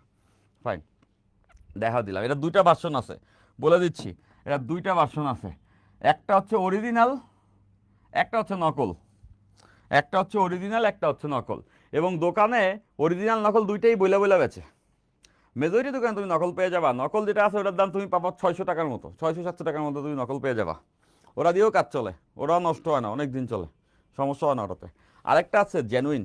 জেনুইন যদি আমি বলি, জেনুইনটার দাম 1700-1800 এরকম এরকম প্রাইস। তো তুমি জেনুইনটাও কিনতে পারো, সেটা বেশি টেকসই হবে। ঠিক আছে, ফাইন। সো দুইটাই একই রকম ক্যালকুলেশন, দুইটা একই, কোনো সমস্যা নেই দুটোতে। ওকে, ফাইন। সো ভাইবা হয়, তোমাদেরকে আমি বলেছিলাম যে ভাইবা হয়, তাই না? সো যে ভাইবাটা হয় সেই ভাইবাটা কিন্তু বেশি ইম্পর্টেন্ট। রিটেনে মোরাললেস আমরা ক্লাসে যা পড়বো ওটা দিয়ে আমরা পেরে যাব। রিটেনে মোরাললেস আমরা ক্লাসে যা পড়বো ওটা দিয়ে আমরা পেরে যাব। তুমি যদি এভারেজের উপরে স্টুডেন্ট হও, যা যা কিছু ক্লাসে করানো হবে ওগুলো দিয়ে রিটেনে তুমি পেরে যাবা। সো ভাইবাতে হচ্ছে কি আসল খেলা। ভাইবাতে আসল খেলা বলতে নর্ডম কলেজে ভাইবা হবে, এবং ভাইবাতে তুমি আসলে মানুষটাকে এটা দেখবে, একটা স্পেকটেকালসে দেখবে যে হু ইউ আর, তুমি কে। সো টিচাররা সারা জীবন এত এত স্টুডেন্ট দেখছেন, সো কে ভালো স্টুডেন্ট আর কে ভালো মানুষ এই প্রত্যেকটা জিনিসপত্র না তারা দেখে বুঝে যায়। তুমি তাকে ট্রিক্স করতে পারবা না, সে তোমাকে দেখেই বুঝে যাবে যে তুমি অ্যাজ আ হিউম্যান কেমন। সো ফার্স্ট থিং ফার্স্ট, তোমাকে ভালো মানুষ হইতে হবে। ভালো মানুষটা হতে হবে, সাজলে হবে না, ওই ভালো মানুষটা হতে হবে। কজ কোনোভাবেই নর্ডম কলেজে কোনো একজন স্টুডেন্টকে নিতে চাবে না যার ভিতরে কিছু বড়সড় প্রবলেম আছে।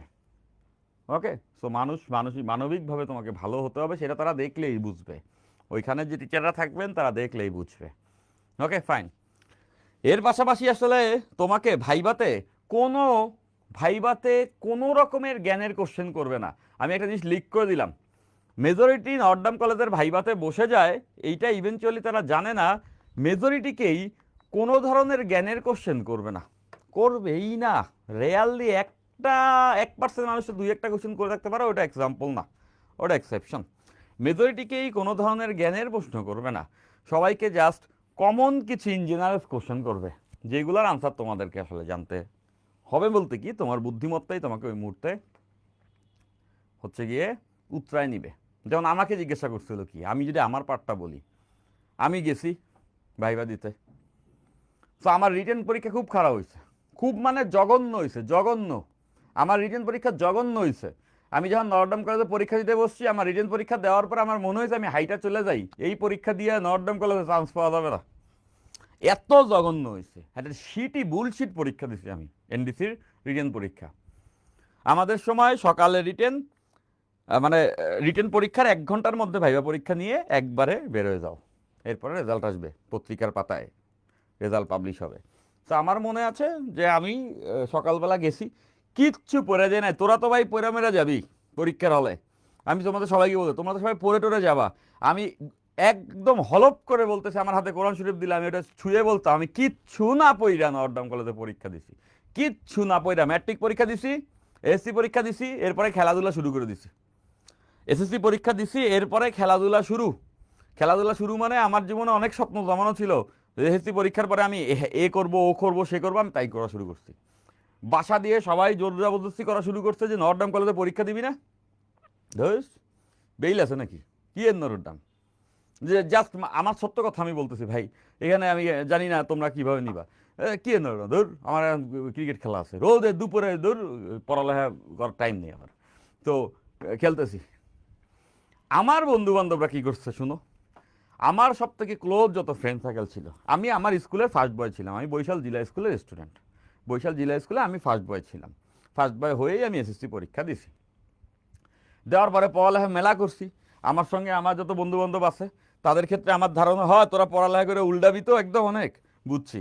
তো যাই হোক, খেলাধুলা করতেছে। আমার বন্ধু বান্ধবরা সবাই যেটা করছে, দোস্ত একটু ঢাকায় ঘুরতে যাচ্ছি, মামার বাড়ি দাদার বাড়ি, এটি বলে সবাই গেছে হচ্ছে ঢাকায়। আমি তখন এলাকায় জমায়েত ক্রিকেট টুর্নামেন্ট খেলতেছি, টুর্নামেন্ট সারছি, জেলা স্কুলের মাঠে টুর্নামেন্ট সারছি, যে টুর্নামেন্ট হবে, হ্যাঁ আসো ডেসিড মানুষ সবাই আসো, 4-5টা টিম সবাই এন্ট্রি ফি জমা দাও, এবার টুর্নামেন্ট হবে। টুর্নামেন্ট খেলতেছি, ম্যান অফ দ্য ম্যাচ হইতে হবে, প্রত্যেকটা ম্যাচে ভালো খেলতে হবে, টুর্নামেন্টে নিজের টিমটা জিতাইতেই হবে। এইদিকে তো আমি টুর্নামেন্টে ভরপুর খেলাধুলা করতেছি। আমি তো জানি না আমার যে আতেল বন্ধুগুলি আছে, এইটি সব ঢাকায় যায় কোচিং করতেছে। ঢাকায় যায় তখন নরডাম কলেজের পাশে একটা কোচিং সেন্টার ছিল, আমি নাম উল্লেখ করলাম না, ওখানে সবাই লুকায় লুকায় কোচিং করতেছে। লুকায় লুকায় পড়ার একটা পারসেপশন আছে না, লুকায় লুকায় কোচিং করতেছে। আমারে কেউ কয়ও না একবার যে আমরা কোচিং করতে গেছি, এটা ঘুরতে আসছি। তো কোচিং টোচিং করছে, আমি এগুলো কিছু জানি না। তো এখন কলেজের যখন ফর্ম তোলা লাগে, তখন তো ফর্ম তুলছি, ফর্ম তুইলা জমা দিছি, এতটুকুই, ফর্ম তুইলা জমা দিছি। তো ফর্ম তুলে জমা দেওয়ার কিছুদিন পরে ডাকছে যে হচ্ছে কলেজে পরীক্ষা হবে। সো বিলিভ মি, যখন ফর্ম তুলে জমা দিছি তখন আমি জানতে পারছি যে আমার যত ফ্রেন্ডরা আছে এরা এরা বেসিকলি কোচিং করছে, যারা সিরিয়াস স্টুডেন্ট তারা ঢাকায় যায় কোচিং করছে। এটা জানার পরে আমার খুব মনটা খারাপ হয়েছে, খুবই মনটা খারাপ হয়েছে, যে জানাইলে কি হইতো, জানাইলে কি আমি নিয়ে যেতাম ভাই তোমাদের থেকে, কিন্তু কেউ আমাকে জানায় না। কিন্তু তাতে আমি আসলে ঘাবড়াই নেই, আমি এটাই ভাবছি যে ওকে ফাইন, কোচিং করে একদম পুরা এই 1.5 মাস কোচিং করে তুমি এমন মহাজ্ঞানী কি হয়ে যাবা যা হচ্ছে তুমি 10 বছরে হইতে পারো নাই কত। তো যাই হোক, তো পরীক্ষার কবে হবে তার আগের দিন, জাস্ট আগে একটু বলে রাখতেছি, এরকমই এক্সপিরিয়েন্স তোমাদের হবে। তার আগের দিন দুপুরবেলা আমি খেলতে মাঠে গেছি, আগের দিন দুপুরবেলা আমি মাঠে খেলতে গেছি। ওই সময়ে খবর পাইছি, ওই তখন তো সব কিছু নিউজ পেপারে হইতো, নর্ডামে সব কিছু নিউজ পেপারেই পাবলিশ করে যে আগামীকাল পরীক্ষা, এই রোল নাম্বারের এই সময় পরীক্ষা। তো তখনই আমার বাসা থেকে আমাকে নিয়ে মাঠ থেকে এসে ডাইকা নিয়ে গেছে যে কালকে তোর পরীক্ষা নর্ডাম কলেজে, তুই এখনও খেলতে আসছিস। তো তখন আমাকে ধরে রাত্রেবেলা, আমার মনে আছে আমি লঞ্চে করে রাত্রেবেলা হচ্ছে ইসে আসি, ঢাকাতে আসি, সকাল 10টার সময় আমার পরীক্ষা।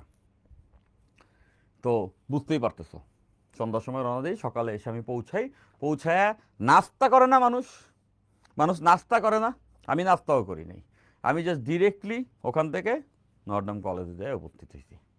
খালি সঙ্গে ছিল কলম একটা কলম নিছি, একটা কলমই নিতে হয়, আর ওই যে তোমার কি বলে রোল নাম্বার, ওই যে আইডি কার্ড থাকে ওইটা, ওইটা নিয়ে যায় হচ্ছে গিয়ে পরীক্ষা দিছি। তো প্রথমেই জাস্ট ঢুকছি, ঢোকার পরেই আমাকে রিটেন পরীক্ষায় বসাই দিছে। রিটেন পরীক্ষায় যা যা পারছি দাগাইছি, যা যা পারি নাই। এবং পরীক্ষা দিয়ে বেরোয় আমি বুঝে গেছি যে এর থেকে খারাপ পরীক্ষা আমি আমার জীবনে কখনো দেইনি, ওর থেকে খারাপ পরীক্ষা আমি আমার জীবনে কখনো দেইনি। সো ওই পর্যন্ত, এরপরে আরও দিছি খারাপ পরীক্ষা, কিন্তু ওই দিনকার আগে পর্যন্ত এত খারাপ পরীক্ষা আমি জীবন দশায় খুবই কম দিয়েছি। তো পরীক্ষাটা দেওয়ার পরে আমি জানিও না এরপরে আবার ভাইভাও আছে। পরীক্ষা দেওয়ার পরে আমি বেরোয় যাচ্ছিলাম, মানে বেরোয় যাচ্ছে, পরীক্ষা শেষ, রিটেন পরীক্ষা শেষ, আমি বেরোয় হাইটা মেইন গেট দিয়ে বেরোবো, তখন হচ্ছে কলেজের মামারা আমার আটকাইছে, বলছে যাইতে পারবেন না। কিন্তু কেন পারবো না, কারণ হচ্ছে ভাইবা না দিয়ে বেরোনো যাবে না। ও আমি তখন জানতে পারলাম আচ্ছা ভাইবা বলেও একটা ব্যাপার আছে। ফাইন, ভেরি গুড, বুঝো অবস্থাটা একবার খালি একটু রিলেট করো। তো তখন মামারা পাঠাইলো যাও ভাইবা দিয়ে আসো।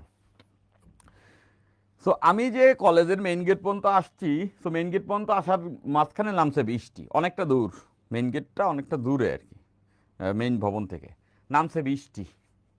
এখন আবার ভাইবা দিয়ে যেতে হবে, আমি ওই দৌড়াইতেছি ভাইবার হলে যেতে হবে, বৃষ্টিতে ভিজে গেছি, কেন ইমাজিন বৃষ্টিতে আমার শার্ট টাট এগুলো সব ভিজে গেছে, পুরো ভিজা চুপচুপ। দাঁড়ায় আছি একটা রুমের সামনে, যে একটু পরে আমাকে ভাইবারে ডাকবে, আমি পুরো ভেজা। তো বুঝতেছে সবার এত রিগোরাস প্রিপারেশন, আমার অবস্থা এটারই ছিল, যাহা সত্য তাহা মুখে বলিয়ে ফেলিতেছি। তো এরপরে আমি ভাইবা বোর্ডে ঢুকছি। যখন আমি ভাইবা বোর্ডে ঢুকছি তখন আমার attitude was perfect and solid. তখন আমার অ্যাটিটিউড পুরো সলিড, আমার চান্স মান্স পাওয়ার কোনো ইচ্ছা নেই। আমি খালি এটা হচ্ছে মানে বাঁচি, এখান দিয়ে ভাইবা দিয়ে বাইরে পারলেই আমি বাঁচি। শরীর টরিল ভিজে আছে বৃষ্টিতে, পরীক্ষা মরীক্ষা খারাপ হয়েছে, আমি জাস্ট এই টর্চার থেকে বেরোইতে চাই। এটা ছিল হচ্ছে এই অবস্থা। তো যাই বসছি ভাইবা বোর্ডে, আমার 3জন শিক্ষক আমার মনে আছেন। ধীরেন্দ্র কুমার স্যার ফিজিক্সের, ইংলিশের রীতা জোসেফিন রোজারিও, আর কেমিস্ট্রির হচ্ছে গিয়ে বিপ্লব কুমার সাহা। এই 3জন স্যার আমার ভাইবা নিয়েছিলেন। তো ভাইবা বোর্ডে বহার সঙ্গে সঙ্গে আসলে অনেকগুলো কোশ্চেন করছে, এবং সেই কোশ্চেনগুলো খুব অ্যামেজিং ছিল, অনেক কিছু ছিল, এবং সেই কোশ্চেনগুলো আমি ধূপধাপ আনসার দিয়ে বেরোয় আসছি। এখন সেই কোশ্চেনগুলো কি ছিল, সেইগুলো আসলে কিভাবে আনসার করা উচিত, সেই অংশগুলোই আলোচনা করব আমরা হচ্ছে গিয়ে আমাদের অ্যাডমিশনের, ওই কলেজ অ্যাডমিশনের কোর্সে। আমি এখানে এই আলোচনাকে আরেকটু লম্বায়িত যদি করি, সেক্ষেত্রে ভেক্টর পড়ানো হ্যাম্পার্ড হবে। আমি এখানে আর ওই আলোচনা যাব না, বাট এটাই কিন্তু ম্যাগনেটিক পার্ট। ওখানে কি কি জিজ্ঞাসা করেছিল এবং আমি কি রেসপন্স করছিলাম, সেটা জানতে হলেই তোমাদের আমাদের এই গ্রুপে থাকতে হবে। সেটা জানার জন্য থাকতে হবে শুধুমাত্র তা না, সেটা জেনে নিজেকে প্রিপেয়ার করে কলেজে ভালো করার জন্য। ঠিক আছে? আপনি এত খারাপ পরীক্ষা দিয়েও ভালো ভালো দিছেন যে একবারে টিকে গেছেন। হ্যাঁ, একবারই তো হয়, ওখানে একবারে টিকে গেছি। রিক চৌধুরী, একবারেই টিকে গেছি, একবারই টিকে গেছি। ওকে, না টিকলেও কিছু যায় আসতো না, এটাও বলে দিলাম। যদি আমি নর্থডাম কলেজে না টিকতাম, তাতে আমার জীবনে কিচ্ছু ছেড়ে যেত না, কিচ্ছু যায় আসতো না। তাতে আমি যেখানে পড়তে চাই ওখানে আমি চলেই যেতাম। এতটুকু জাজবা আমার ভিতরে সবসময় ছিল। এই গুণী নাকি কলেজ টলেজ? আসো এবার এদিকে আসো। আচ্ছা, ফাইন ফাইন, তাই বলে বলছি না তোমাদের সবার জন্য সেটা হবে, সেটা আমার ওইটা ছিল কনফিডেন্স। এখন তোমার না থাকলে হবে না, সিম্পল। আচ্ছা, যদি থাকে তাহলে হয়ে যাবে, দ্যাটস ইট। সো আমরা যে কোনো দিকে যাত্রা করলে, যে কোনো দিকে যাত্রা করলে নদীতে নৌকার এই কেসগুলো দেখছি। এখন একটা ইন্টারেস্টিং অঙ্ক আমরা করব। এখন আমরা একটা ইন্টারেস্টিং অঙ্ক করব। এখন আমরা একটি ইন্টারেস্টিং অঙ্ক করব। এই জন্য তোমাদের সবাইকে বলি, দেখো পড়ালেখা মন দিয়ে কইরো। পড়ালেখা মন দিয়ে করলে কনফিডেন্ট থাকবে, আর কনফিডেন্ট মানুষজন জীবনে যা চাবে তাই পাবে, যা চাবে তাই পাবে। ভাইয়া আপনি একটা জার্সি গিফট দেন, অর্ঘ বিশ্বাস বলছো, দিব, যাও তোমাদেরকে সব দিব। এখন আমার ক্লাসটা নিতে দাও, এই ক্লাসের মধ্যেই একটা জার্সি এরকম ছুঁড়া মারবো তোমার কাছে গিয়ে পড়বে, সেটা তো সম্ভব না, তাই না?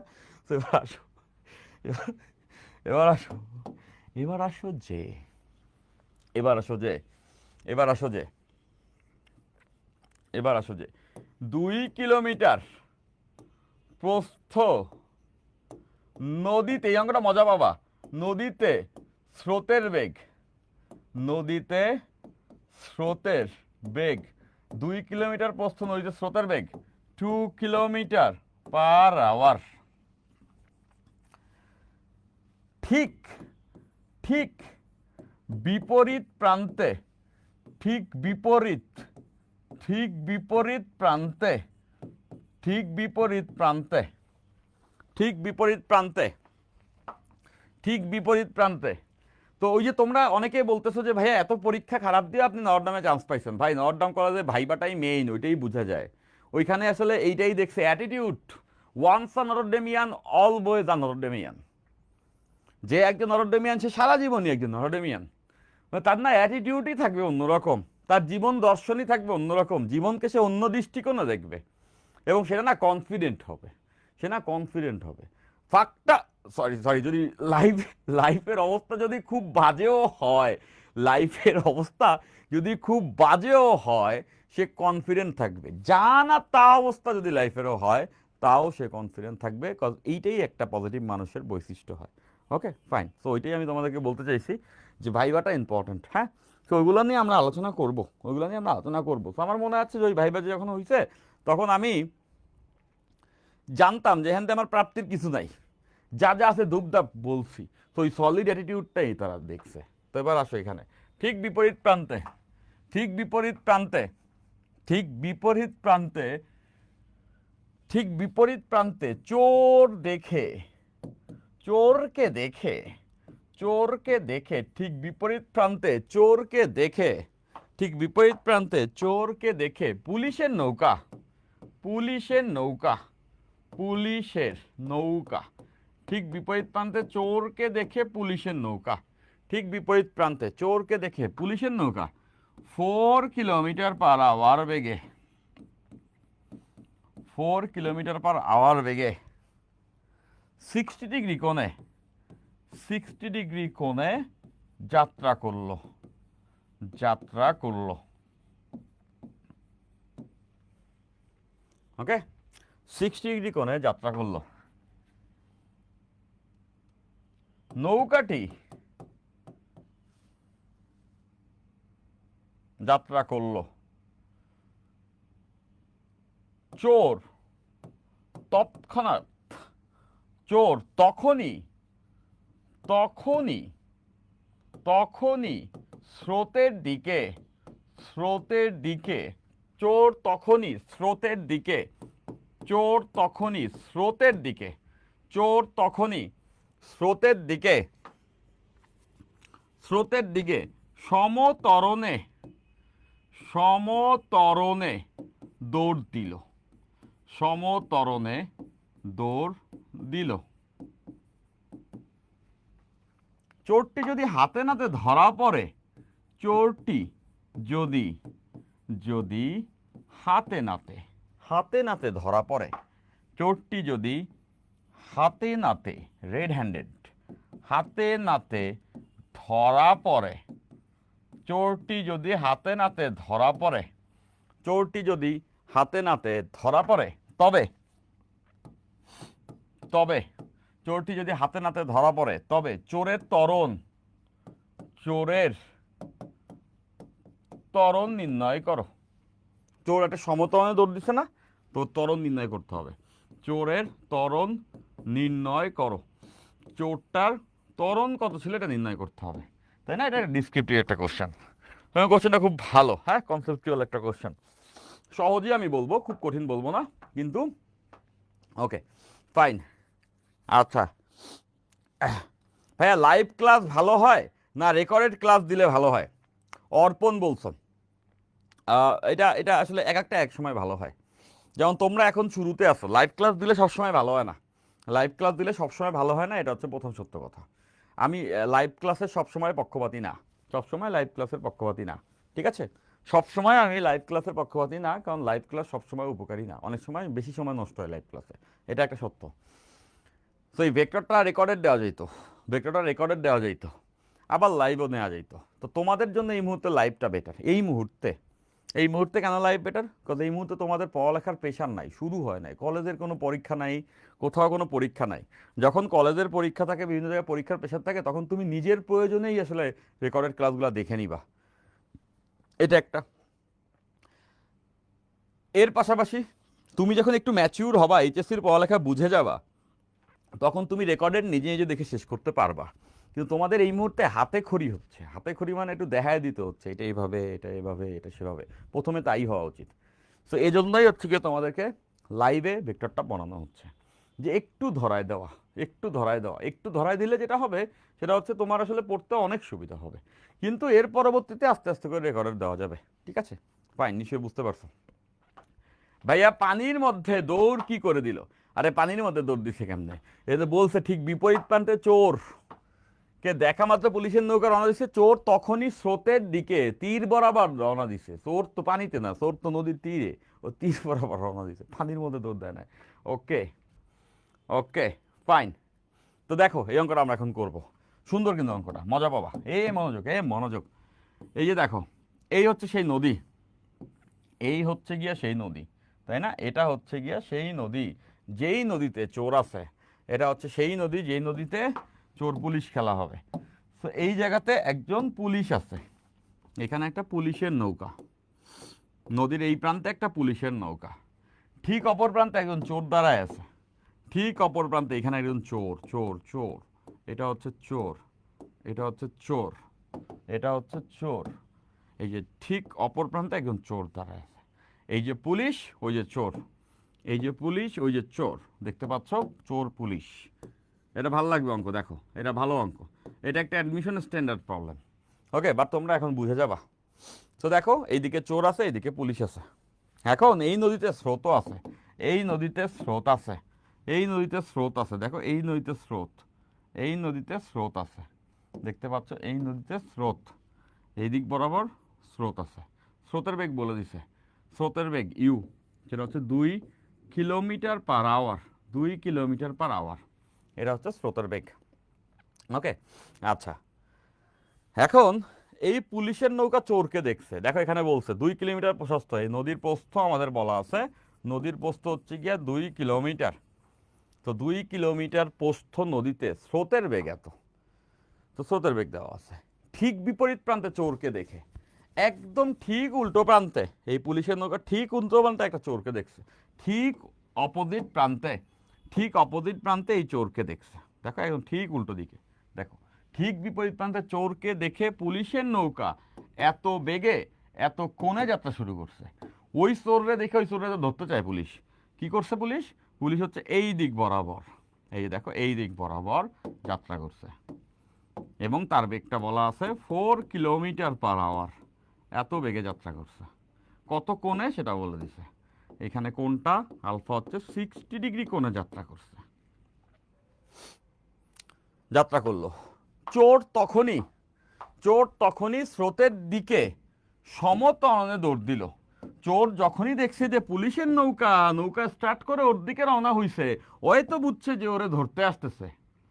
তো ও কি করছে, ও এই স্রোতের দিকে, স্রোতটা এইদিকে যাইতেছে দেখতেছো, স্রোতের দিকে ও লাগাইছে একটা দৌড়।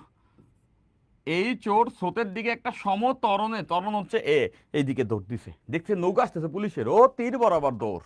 যেই দেখছে পুলিশ আসতেছে, চোর কি করবে, পুলিশ আসতে দেখলে চোর কি করে, দৌড় দেয়, তাই না?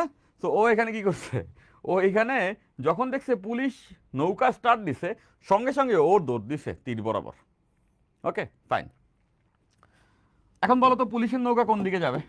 কোয়াইট সিম্পল, পুলিশের নৌকাটা যাবে এই যে কর্ণ বরাবর, কমন সেন্স, বুঝতেই পারতেছো, এই কর্ণ বরাবর হচ্ছে গিয়া পুলিশের নৌকাটা যাবে।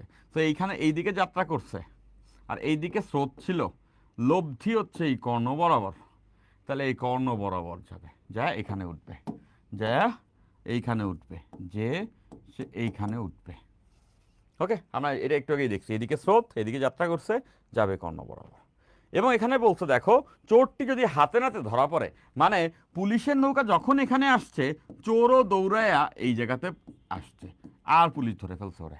দেখো এইখানে নৌকা এদিকে গেছে আর চোর এদিকে গেছে, যা একই জায়গায় মিলছে, মানে নৌকা যখন ভিড়ছে সঙ্গে সঙ্গে সামনে দেখে চোর, চোরকে ধরছে। নিশ্চয়ই বুঝতে পারছি, সঙ্গে সঙ্গে চোরকে সে ধরে ফেলছে। এই হলো ঘটনা, আমাদেরকে বের করতে হবে চোরটা কত ত্বরণে যাত্রা করছে, চোরটা কত ত্বরণে যাত্রা করছে। তো দেখো এখান থেকে কোয়াইট কমন সেন্স, সহজে আমরা বুঝে যাব, খুব সহজেই, খুব সহজেই এটা বোঝা যাবে। সেটা হলো, দেখো যে, দেখো যে নৌকা যখন এখানে আসছে, এতটুকু কি নৌকার পার্শ্ব সরণ না? জেনুইনলি তাই, খেয়াল করো, এতটুকু নৌকার পার্শ্ব সরণ, এই যে অংশটুকু, এই যে অংশটুকু, এটাই কিন্তু নৌকার পার্শ্ব সরণ এক্স। নৌকা এখানে যে উঠছে এটাই কিন্তু নৌকার পার্শ্ব সরণ এক্স, এই যে একটু আগে আমরা দেখছি এতটুকু, এই যে চোরও এখান থেকে এখানে আসছে, আর এটাই নৌকার পার্শ্ব সরণ, নাহলে হাতে নাতে ওরা ধরলো কেমনে? সো আমরা এই এক্স ইকস টু বের করতে জানি, পার্শ্ব সরণ এক্স ইকস টু কত হবে, u plus v cos alpha into t, u plus v cos alpha into t. খেয়াল করে দেখো, এই যে আমরা একটু আগে দেখছি পার্শ্ব সরণটা কত হয়, u plus v cos alpha into t, u plus v cos alpha into t, u plus v cos alpha into t, u plus v cos alpha into t. নিশ্চয়ই সবাই এটা বুঝতে পারছো, পার্শ্ব সরণ হচ্ছে u plus v cos alpha into t, u plus v cos alpha into t. তো দেখতে পাচ্ছি u plus v cos alpha into t, এতটুকুই পার্শ্ব সরণ। চোরও কি এতটুকু দৌড়াইছে না? চোরও ডেফিনেটলি এতটুকুই দৌড়াইছে, খেয়াল করে দেখো, চোরও কিন্তু এতটুকুই দৌড়াইছে, চোরও এতটুকুই দৌড়াইছে, খেয়াল করে দেখো, চোরও পার্শ্ব সরণ যতটুকু নৌকার, চোরও অতটুকু পথই দৌড়াইছে। এখন চোরের অতিক্রান্ত দূরত্ব তাহলে কত হবে, এক্স হবে না? চোরও তো অতটুকু পথে দৌড়াইছে। এবং এটা বুঝতেছো, নৌকাটা এই প্রান্ত থেকে এই প্রান্তে যাইতে যে সময় লাগছে, চোরও ঠিক অতটুকু সময় এই পথটা দৌড়াইছে। এবং আমরা এটা জানি না, সমতলে দৌড়াইলে, এই সূত্র সবাই জানি, গতিবিদ্যায় শিখছি, এসি কলস two u t plus half a t square, AC কলস two u t plus half a t square. Yuta কত, আদিবেগ শূন্য। চোর তো প্রথমে দাঁড়ানো ছিল, খেয়াল করে দেখো, চোরটা প্রথমে তো স্থির ছিল, পুলিশ রওনা দিছে দেখে সে দৌড় দিছে সমতরণে, মানে আদিবেগ শূন্য। তার মানে চোরের অতিক্রান্ত দূরত্ব AC equals to half ATS square, এবং এই এসি এক্স এর সমান। খেয়াল করে দেখো, চোরটা এই এক্স পরিমাণই দৌড়াইছে, তাহলে চোরের ক্ষেত্রে x equals to half ATS square. খেয়াল করো, চোরটা এক্স পরিমাণ দৌড়াইছে, তার ত্বরণে ছিল এবং টি সময় পাইছে, আদিবেগ যেহেতু শূন্য। তাহলে এই দুইটা থেকে এটা বোঝা যাচ্ছে না, এই দুইটা থেকে এটা লেখা যাবে, এই দুইটা সমান u plus v cos alpha t equals to half ATS square. Half ATS square নিশ্চয়ই সবাই বুঝছো, নৌকার 500 সরণ ওইটাই চোরের অতিক্রান্ত দূরত্ব, আর চোরের অতিক্রান্ত দূরত্ব equals to u t plus half a t square, u এর value 0, that's half a t square. তাহলে এখান থেকে খেয়াল করো, একটা টি আর এখানে একটা টি স্কোয়ার ক্যাটে টি লেখা যায়। ওকে, এই কাটাকাটিগুলো ভালো না, সেটা ম্যাথমেটিক্সে তোমরা পড়বা, সেটা হচ্ছে টি এর ভ্যালু শূন্য হইলে তো আসলে এইভাবে কাটাকাটি করা যাবে না। তো তারপরেও এইখানে টি এর ভ্যালু শূন্য না, আমরা জানি, এই জন্য টি কেটে দিছি। So u plus v cos alpha equals to half a t, equals to half a t. So দেখো, আমাদের দরকারটা কি ছিল, এর ভ্যালু, এর ভ্যালু এখান থেকে বের হয়ে যাবে। কেন যাবে, ইউ এর ভ্যালু আমরা জানি, স্রোতের বেগ 2, ভি এর ভ্যালু আমরা জানি, ভি এর ভ্যালু আমরা জানি, দেখো ভি এর ভ্যালু কত, 4, ভি এর ভ্যালু 4। দেখো স্রোতের বেগ, এই যে সবাই দেখো, স্রোতের এই যে কি বলো, স্রোতের বেগ ইউ, নৌকার বেগ ভি, এগুলো দেওয়া আছে, আলফা 60, তাহলে বুঝতেছো 2 + 4 cos 60, cos 60 equals to half, এটাই আমাদের বের করতে হবে। এখন টি লাগবে, টি কই পাবো, টি তো এখানে দিয়ে দেয় না ডিরেক্টলি, টি কি এখানে ডিরেক্টলি বলে দিছে, টি বলে দেয় নাই, আমাদের অঙ্কের আনসারে টি বের করতে হবে। টিটা কি নদী পাড়ি দেওয়ার সময় না, টিটা হচ্ছে নদী পাড়ি দেওয়ার সময়। কস খেয়াল করো, নৌকাটা নদী পাড়ি দিতে যে সময় নিছে, চোরটা এখান থেকে এখানে আসতো সেই একই সময় নিছে, তাহলে নদী পাড়ি দেওয়ার সময় বের করার সূত্র তো আমরা জানি, এই যে আজকেই তো বের করছি, t equals to d by v sine alpha, বা যে t equals to d by v sine alpha, t equals to d by v sine alpha. তাহলে এখানে আমরা টিটা বের করে নিই, t equals to d by v sine alpha. D এর ভ্যালু কত, নদীর প্রস্থ 2 কিলোমিটার, নৌকার বেগ 4, আলফার ভ্যালু 60, এগুলো বসাইলে আমরা জানি টি এর ভ্যালু আসবে 1/√3 আওয়ার, 1/√3 আওয়ার। তাহলে এই জায়গাতে আমি টি এর ভ্যালু বসাইতে পারবো 1/√3। তাহলে এই ইকুয়েশনকে সলভ করলে আমরা এর ভ্যালু পাবো, চোরের ত্বরণ কত, এই ইকুয়েশনকে সলভ করলে আমরা এর ভ্যালু পেয়ে যাব। ওকে, ভাগ,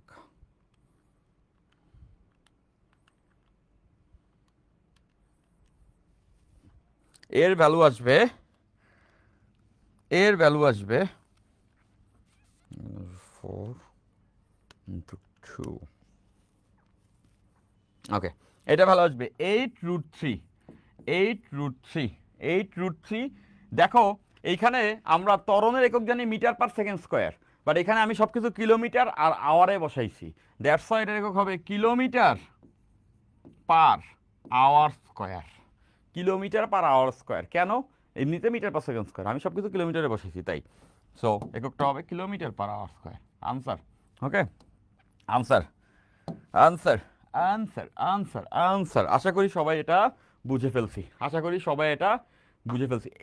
ইউ এর মান 0 কেন, রয় মৌরয়, মৌরয় জিজ্ঞাসা করছো, মৌরয়, মৌরয়। দেখো চোর যখন রওনা করছে, চোর যখন দৌড় দিছে, তখন ওর আদিবেগ কত, 0 না, এই ইউ আর এই ইউ কিন্তু এক ইউ না, ও ভালো কথা বুঝতে পারছি।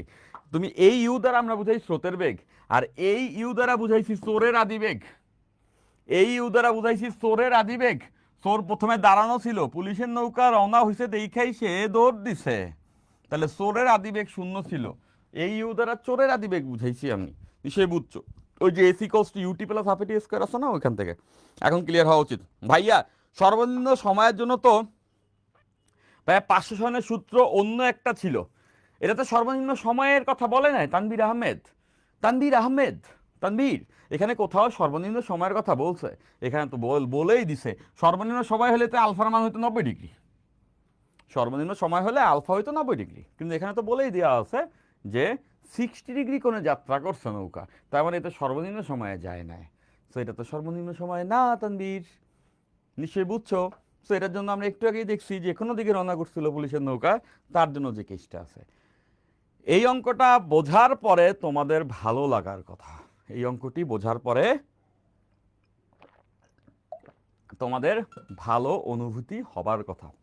এই অঙ্কটি বুঝে ফেলার পরে, বুঝছি স্যার, স্যার ইয়ার নাফিস বলছো, ভেরি গুড, ক্লিয়ার। এই অঙ্কটি বোঝার পরে তোমাদের ভালো লাগার কথা। এখন এটা আমি কেন বলছি, অঙ্ক এর থেকেও কঠিন হবে, সময়ের সঙ্গে সঙ্গে অঙ্ক আরও কঠিন হবে। তবে তোমাদের এতটুকু বলতে পারি, এই যে অঙ্ক আমরা করলাম এইটা এইচএসসি স্ট্যান্ডার্ডের একটা টপ নচ অঙ্ক। আমার কাছে এটা সহজ মনে হয়, তোমাদের কাছেও হয়তোবা সহজই মনে হয়েছে, বাট এইটা এইচএসসি স্ট্যান্ডার্ডের একটা স্ট্যান্ডার্ড অঙ্ক। সো সেটা পারাটা মানে হচ্ছে গিয়ে তুমি অনেক ওয়ে অ্যাহেড ফ্রম আদার্স, তুমি অন্যদের থেকে অনেকটাই আগায় থাকবা যদি এই কনসেপ্টগুলো এখন থেকে হজম হয়। তোমাদের কাছে কারো কারো কঠিন যদি লেগেও থাকে, তোমাকে মানতে হবে এইটা একটা কঠিনতম অঙ্ক এইচএসসির স্টুডেন্টের জন্য, সেটা তুমি এখন পারতেছ, তো একটু কঠিন তো লাগবে। এবং সেটা পারা মানে তুমি কতটুকু আগায় থাকতেছো, সেই ব্যাখ্যাটা আমি তোমাকে শতবার দিলেও তুমি বুঝবা না। এবং তুমি যখন এই অঙ্কগুলো করার মাধ্যমে উপকৃত হবা, তখন তুমি দিন শেষে মানবা না যে নিয়াজ ভাই থেকে তোমার এই উপকারটা হয়েছে, সেটাও আমি জানি, তাই না? Fine, so clear, I guess সবাই এই অঙ্ক বুঝে ফেলছে। এবার আসো, তোমাদের একটা ছোট টপিক আজকে আমি পড়ায় শেষ করব, আর বেশি লম্বা করব না। আজকে আর্জেন্টিনায় খেলা আছে এবং আজকে আমরা যে অংশটা পড়ছি এটা ইম্পর্টেন্ট ছিল। ছোট একটা টপিক পড়ে আমরা হচ্ছে গিয়ে আজকে ক্লাসটা শেষ করব। এটা নিয়ে আমরা এখন দেখব, সেটা হচ্ছে lawn roller. Lawn lawn roller, lawn roller, roller, lawn roller.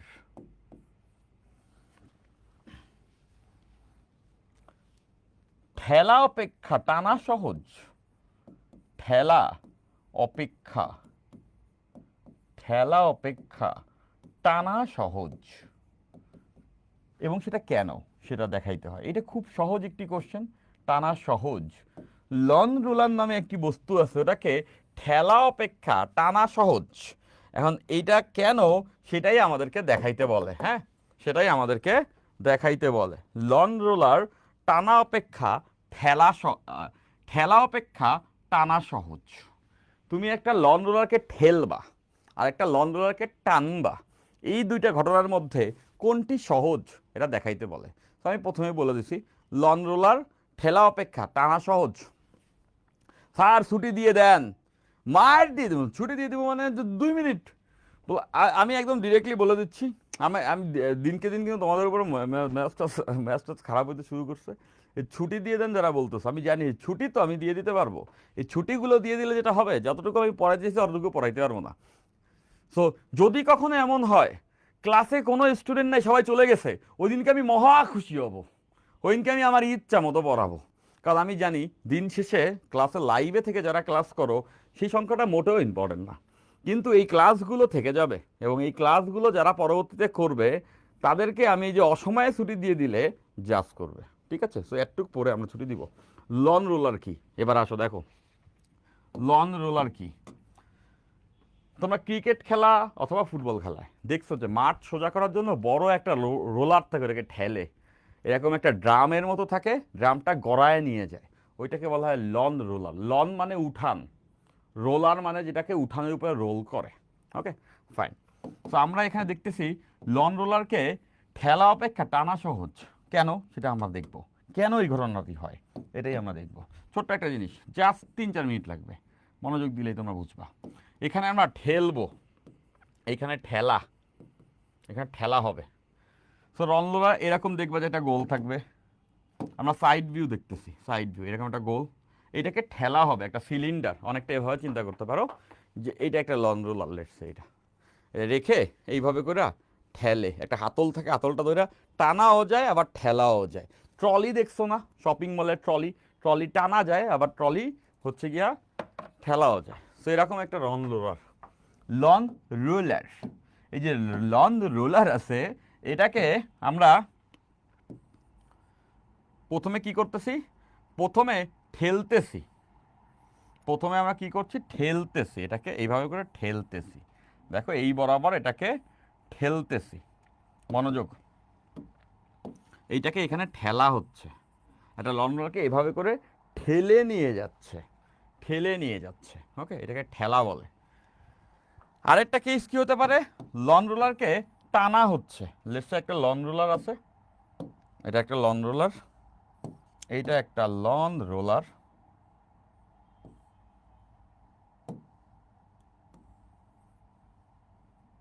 এটা একটা লন রোলার, এটাকে টানা হচ্ছে, টানা, টানা মানে বুঝতেছো, এই যে এই বরাবর, এই যে এই বরাবর টানা হচ্ছে, টানতেছে। দেখো এটাকে টানতেছে, এটাকে এদিকে টানতেছে, এই এই ডিরেকশন দেখেই বুঝতেছে এটাকে টানতেছে, এইদিকে একটা বলে টাইনা নিয়ে যাচ্ছে, আর এটাকে দেখতেছে এদিকে একটা বলে ঠেইলা নিয়ে যাচ্ছে। একটাকে টানতেছে আর একটাকে ঠেলতেছে, এফ বলে ঠেলতেছে আর এটাকে এফ বলে টানতেছে। এখন দুইটা কেসের ক্ষেত্রে দেখতে হবে কোনটা সোজা, টানলে জিনিসটা নড়ে সহজে নাকি ঠেললে নড়ে সহজে, এইটাই জাস্ট আমাদের দেখতে হবে। তো এই জিনিসটা খুব সহজ। কেন সহজ, দেখো যে, দেখো যে এইখানে একটা কোণ করবে, এই যে ঠেলতেছে যে বলে এফ, এখানে একটা কোণে ঠেলতেছে। আমরা জানি যে ভেক্টরকে তল বরাবর রিপ্লেস করা যায়, যে এই যে এটাকে আমি একটু এদিকে নিয়ে আসলাম, বলটাকে একটু এক্সটেন্ড করলাম, এখানে সরাইলাম, এই যে এফ বলে ঠেলতেছে, এখানে কত কোণে, থিটা কোণে, আর এখানে এফ বলে টানতেছে, দেখতেছে এখানে এফ বলে টানতেছে কত কোণে, থিটা কোণে। ওকে, একই কোণে ঠেলতেছে, একই কোণে টানতেছে। তো এবার খেয়াল করে দেখো, এফকে আমরা দুইটা অংশে ভাগ করে ফেলতে পারবো, এই এফকে আমরা দুটো অংশে ভাগ করে ফেলতে পারবো, একটা হচ্ছে এই দিক বরাবর, একটা হচ্ছে গিয়া এই দিক বরাবর। দেখো, আর এই এফকেও দুইটা অংশে ভাগ করতে পারবো, একটা এই দিক বরাবর আর একটা এই দিক বরাবর। তাহলে খেয়াল করো যে প্রথমটার ক্ষেত্রে এই এফ এইটার সঙ্গে কত কোণ করছে, থিটা, যার সঙ্গে কোণ তার সঙ্গে কস, তার মানে এই দিক বরাবর অংশ হবে এফ কস থিটা, আর নিচের দিক বরাবর অংশ হবে এফ সাইন থিটা। ওইখানে খেয়াল করো এইটার সঙ্গে কোণ, তাহলে এই দিক বরাবর অংশ হবে এফ কস থিটা, আর এই দিক বরাবর অংশ হবে এফ সাইন থিটা। নিশ্চয়ই আমরা এটা জানি, উপাংশে ভাগ করছি। এবার দেখো লন রোলারের ওজন কোন দিকে কাজ করে, দ্যাট কোয়াইট কমন সেন্স।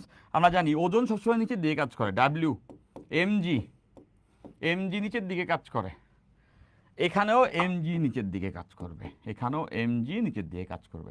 এখন দেখো তো দুইটার মধ্যে কার আপাত ওজন বেশি, আপাত ওজন খেয়াল করে দেখো, আপাত ওজন মানে সে তলের উপরে মোট কত বল দিছে, সে তলের উপরে মোট কত বল দিছে। তো এখানে আপাত ওজন, অ্যাপারেন্ট ওয়েট, আপাত ওজন, দেখো তলের দিকে দুইটা বল দিছে, এমজি দিছে নিচের দিকে, পাশাপাশি এফ সাইন থিটাও দিছে। খেয়াল করছো যে নিচের দিকে এমজি কাজ করে, পাশাপাশি এই বলের একটা উপাংশ এফ সাইন থিটাও কাজ করে। তার মানে তলের দিকে মোট কত বল দিছে, মোট দিছে MG plus f sine theta. তাহলে এইখানে আপাত ওজন ইকুয়ালস টু হচ্ছে MG plus f sine theta. এবার এইখানে খেয়াল করো, এইখানে আপাত ওজন কত, আপত ওজন, আপত ওজন, এইখানে আপাত ওজন কত, এইখানে আপাত ওজন কত, নিচের দিকে এমজি কাজ করছে, উল্টা দিকে এফ সাইন থিটা। খেয়াল করে দেখছো, নিচের দিকে কাজ করছে এমজি আর উল্টা দিকে এফ সাইন থিটা। তাহলে আপাত ওজন কত, MG minus f sine theta. খেয়াল করো, MG minus f sine theta, MG minus f sine theta. দেখো নিচের দিকে ওজন, উল্টা দিকে বলের একটা অংশ এফ সাইন থিটা, তাহলে এমজি থেকে এফ সাইন থিটা কী হবে, বিয়োগ হওয়া উচিত, কমন সেন্স, রাইট? ফাইন। তাইলে এটা, তাইলে এইটা মুছে গেল কেন, তাইলে এটা আমরা সবাই বুঝে ফেলছি যে আপাত ওজন দুই ক্ষেত্রে দুই রকম হবে, আপাত ওজন দুই ক্ষেত্রে দুই রকম হবে। এইখানে দেখতে পাচ্তেছো m g minus f sine theta, আর এইখানে দেখতেছো m g plus f sine theta. এখন বলো তো কোনটার আপাত ওজন বেশি? কোয়াইট কমন সেন্স, এখানে এফ সাইন থিটা যোগ হয়েছে আর এখানে এফ সাইন থিটা মাইনাস হয়েছে, তার মানে এইটা হালকা, এইটা হালকা, আপাত ওজন কম, আর এইটা ভারী, আপাত ওজন বেশি। তাহলে বলো তো একটা ভারী জিনিস সরানো সহজ নাকি হালকা জিনিস সরানো সহজ? খুব সহজ, হালকা জিনিসকে সরানো সহজ। তাহলে টানা সহজ। দেখো এখানে আপাত ওজন কমে যায়, এফ সাইন থিটা মাইনাস হয়, এই জন্য এটাকে টানা সহজ। আবার দেখো ঠেলার ক্ষেত্রে এফ সাইন থিটা প্লাস হয়, মানে আপাত ওজন বেড়ে যায়, মানে এইটাকে ঠেলা কঠিন। সো এই কোশ্চেনটা খ নাম্বারে আসে, এই কোশ্চেনটা খ নাম্বারে আসে, এইটা জাস্ট এখানে আমি দেখায় নিলাম। হ্যাঁ, এই কোশ্চেনটা খ নাম্বারে আসে। তো তোমাদের যদি কোশ্চেন করা হয় লন রোলার ঠেলা সহজ না টানা সহজ, আনসার হবে টানা সহজ। এবং কেন, তার ব্যাখ্যা এখানে আছে। তার কেন, তার ব্যাখ্যা আমরা সবাই বুঝে ফেলছি। আমি আরেকবার বলতেছি, দেখো ওজন এমজি নিচে কাজ করে, যখন আমরা ঠেলি তখন এফ এর একটা অংশ এফ সাইন থিটা সেটাও নিচে কাজ করে, তাহলে মোট আপাত ওজন হয়ে যায় MG plus f sine theta, সেটা ভারী হয়ে যায়, এই জন্য এটাকে সরানো কঠিন। এর পাশাপাশি আরও দেখো ঠেলা যখন টানা হয় তখন নিচে এমজি কাজ করে, উল্টা দিকে এফ সাইন থিটা কাজ করে। তো এফ সাইন থিটা এমজি থেকে বিয়োগ হয়, মানে জিনিসটা হালকা হয়ে যায়, হালকা জিনিস সহজে মুভ করানো যায়, দ্যাটস ওয়াই টানা সহজ। ভাইয়া এখানে দুইটা অংশে ভাগ করলাম কেন? তানভীর আহমেদ, এখানে দুইটা অংশে ভাগ করছে এই কারণেই যাতে করে আমরা দেখতে পারি ওজনের পরিবর্তনটা কত হয়। তো দেখো এই বলকে দুইটা অংশে ভাগ করলেই আমরা লম্ব বরাবর এমজি এবং এফ এর মধ্যে সম্পর্কটা বের করতে পারি, যে যোগ হবে না বিয়োগ হবে, দ্যাটস ওয়াই। বুঝছি Tanvir? So clear, that's it. তো আজকে ক্লাসকে আর লম্বায়িত আমরা করতে চাই না, আজকে ক্লাসকে আমরা আর লম্বায়িত করতে চাই না। এই নিয়ে 3 নাম্বার ক্লাস শেষ, এই নিয়ে 3 নাম্বার ক্লাস শেষ। এবং এই 3টা ক্লাস আমরা যা যা পড়ছি এগুলা কিছুই না, এগুলা জাস্ট বইয়ে যা আছে সেগুলো ধরে ধরে আগাচ্ছি। এগুলো পড়ানোর জন্য এই প্লে লিস্ট ক্রিয়েট করতেছি না, বারবার বলতেছি। এই প্লে লিস্ট যখন ক্রিয়েটেড হয়ে যাবে তখন এমন এমন জিনিসপত্র ইনশাল্লাহ পড়ানো হয়ে যাবে যেগুলো হয়তোবা কেউ কখনো বোর্ডেই তুলবে না, সেগুলোও পড়ানো হয়ে যাবে। তো সেই দিনের দিকে তাকায় থাকলে আজকের দিন পর্যন্ত যা পড়ছি দিস ইজ নাথিং। তবে এই ছোটো ছোটো জিনিসপত্রগুলো পড়তে পড়তেই আমরা ওই 10-12 নাম্বার ক্লাসে গিয়ে ওই পর্যায়ে পৌঁছে যাব যেখানে আমরা যেতে চেয়েছি। তো তোমরা এটা জানো যে আজকে আর্জেন্টিনা খেলা আছে, তাই না? তো আর্জেন্টিনা খেলা যদি থাকে, সো সেই খেলার জন্য আমি প্রিপেয়ার্ড। এখন জমায় প্রিপারেশন নিব, রাতে কথাবার্তা হবে, তাই না? আশা করতেছি আর্জেন্টিনা জিতবে, আশা করতেছি আর্জেন্টিনা জিতবে। তবে হারলে আমি অবাক হব না, হারলে আমি অবাক হব না, এটাতে এমন অবাক হওয়ার কিছু নাই। গত বছর আর্জেন্টিনা ওয়ার্ল্ড কাপ জিতছে, কিন্তু প্রথম ম্যাচে তারা হারছিল। তো তাও কাদের সঙ্গে? সৌদি আরবের সঙ্গে। গতকালকে তোমরা স্পেনের খেলা দেখছো, স্পেন ড্র করছে, তাই না? ব্রাজিল মরক্কোর সঙ্গে ড্র করছে, মরক্কো ভালো টিম ছিল। সো আলজেরিয়াও ভালো টিম, 27 নাম্বার র্যাঙ্কিংয়ে। তো হোয়াট এভার ইট ইজ, আজকে খেলাটি যারা আর্জেন্টাইন সাপোর্টার আছো, ফিঙ্গার ক্রস। এই আর্জেন্টিনা, আমি তোমাদের এতটুকু বলতে পারি, এই ওয়ার্ল্ড কাপের সব থেকে বড় প্রবলেম হচ্ছে গিয়া Lionel Messi. This world cup has a big problem with Lionel Messi. আমি এতটুকু বলতে পারি এবার আর্জেন্টিনা ওয়ার্ল্ড কাপ জেতা উচিত না, জিততে পারবেও না, but Lionel Messi is the vital factor. Messi এই ওয়ার্ল্ড কাপে সিগনিফিকেন্টলি ডমিনেট করবে, এটা বোঝা যায় লাস্ট আইসল্যান্ডের সঙ্গে খেলার সঙ্গেই, খেলা দেখেই 69 মিনিটে নাইমা সে কিছু থ্রু দিছে, যেই থ্রুগুলো দেখে আনবিলিভেবল লাগছে। তুমি মনে রাখবা লিওনেল মেসি বা এই স্ট্যান্ডার্ড যে প্লেয়াররা আছে তাদের উপরে যখন প্রেশার না থাকে তখন তারা লিথাল, ভয়ানক। তো মেসি তার জীবনে সব পাইছে, সব মানে সব। একটা সময় সবাই এইটা নিয়ে আলোচনা করতো কতগুলো ব্লেন্ডিয়র পাইছে মেসি, কতগুলো ব্লেন্ডিয়র পাইছে, লেট অ্যালন ব্লেন্ডিয়র এখন কেউ গুনে না। সো ব্লেন্ডিয়র সবথেকে বেশি পাইছে লিওনেল মেসি, সেটা গেছে। এরপরে চ্যাম্পিয়ন্স লিগ বলো, হ্যাঁ সেটা মেসি অনেকবার পাইছে। নিজের স্প্যানিশ লিগ বলো, বহুতবার পাইছে। সো কোপা আমেরিকা বলো, 2বার পাইছে। এবং ওয়ার্ল্ড কাপটাই তার অধরা ছিল, সেটাও পাইছে। এইবার মেসির কাছে কোনো এক্সপেকটেশন নাই, এবং লিওনেল মেসির মতো প্লেয়ারের কাছে যখন কোনো এক্সপেকটেশন থাকবে না তখন he is dangerous, more than dangerous. এবং মজার কথা যে একটা দেশ গতবার চ্যাম্পিয়ন, তাদেরকে তো এইবার সবাই সমীহ করা উচিত। তুমি দেখো কেউ সমীহ করতেছ না। আর্জেন্টিনা সম্পর্কে যখনই কেউ কিছু বলে সবাই অ্যাপোলজেটিক্যালি বলে যে আর্জেন্টিনা এবার ভালো করবে না, ওয়ারেস গতবারের চ্যাম্পিয়ন, ওরে তো এবার আরো বেশি ভালো বলার কথা, তারে কেউ ভালো বলতেছে না। সবাই বলতেছে স্পেন চ্যাম্পিয়ন হইতে পারে, সবাই বলতেছে ফ্রান্স লিথাল। সবার কথা বললেও আর্জেন্টিনার কথা আসলে ফুটবল বিশেষজ্ঞরা কেউই আসলে ওইভাবে বলতেছে না, এবং এইটাই সব থেকে বড় ডেঞ্জার, এটাই সব থেকে বড় ডেঞ্জার। কজ গতবারে চ্যাম্পিয়ন টিমকে যদি এবারও কেউ আসলে গ্রহণযোগ্য না মনে করে, তাইলে তারা একদমই প্রেশারলেস। আর প্রেশারলেস লিওনেল মেসি ভাই, ওইটা বহুতবার দেখছি। ওই চ্যাম্পিয়ন্স লিগের যখন মেসি টপ ফর্মে ছিল, লিওনেল মেসি কি করতে পারে সেটা তারা জানে, যারা 14, 15, 16 সালে চ্যাম্পিয়ন্স লিগ দেখছে তারা জানে যে সে কি করার মতো ক্যাপাবল অফ। আজকে খেলা হবে, ঠিক আছে? লব্ধি বরাবর নিয়ে কাজ করলে হবে, হবে, সব হবে, সব হবে। তো আজকে ক্লাস এতটুকুই। ওকে ফাইন, আজকে ক্লাস এই প্রশ্নে অবশ্যই চিত্র রেখে দেওয়া লাগবে, ঠিক আছে? চিত্র রেখে দেওয়া লাগবে। স্যার আপনি কি অফলাইনে পড়ান? না, আমি অফলাইনে পড়াই না। ওকে ফাইন, তো দেখা হবে পরবর্তী ক্লাসে। সোফা take care, love you, bye bye bye bye bye bye bye bye by.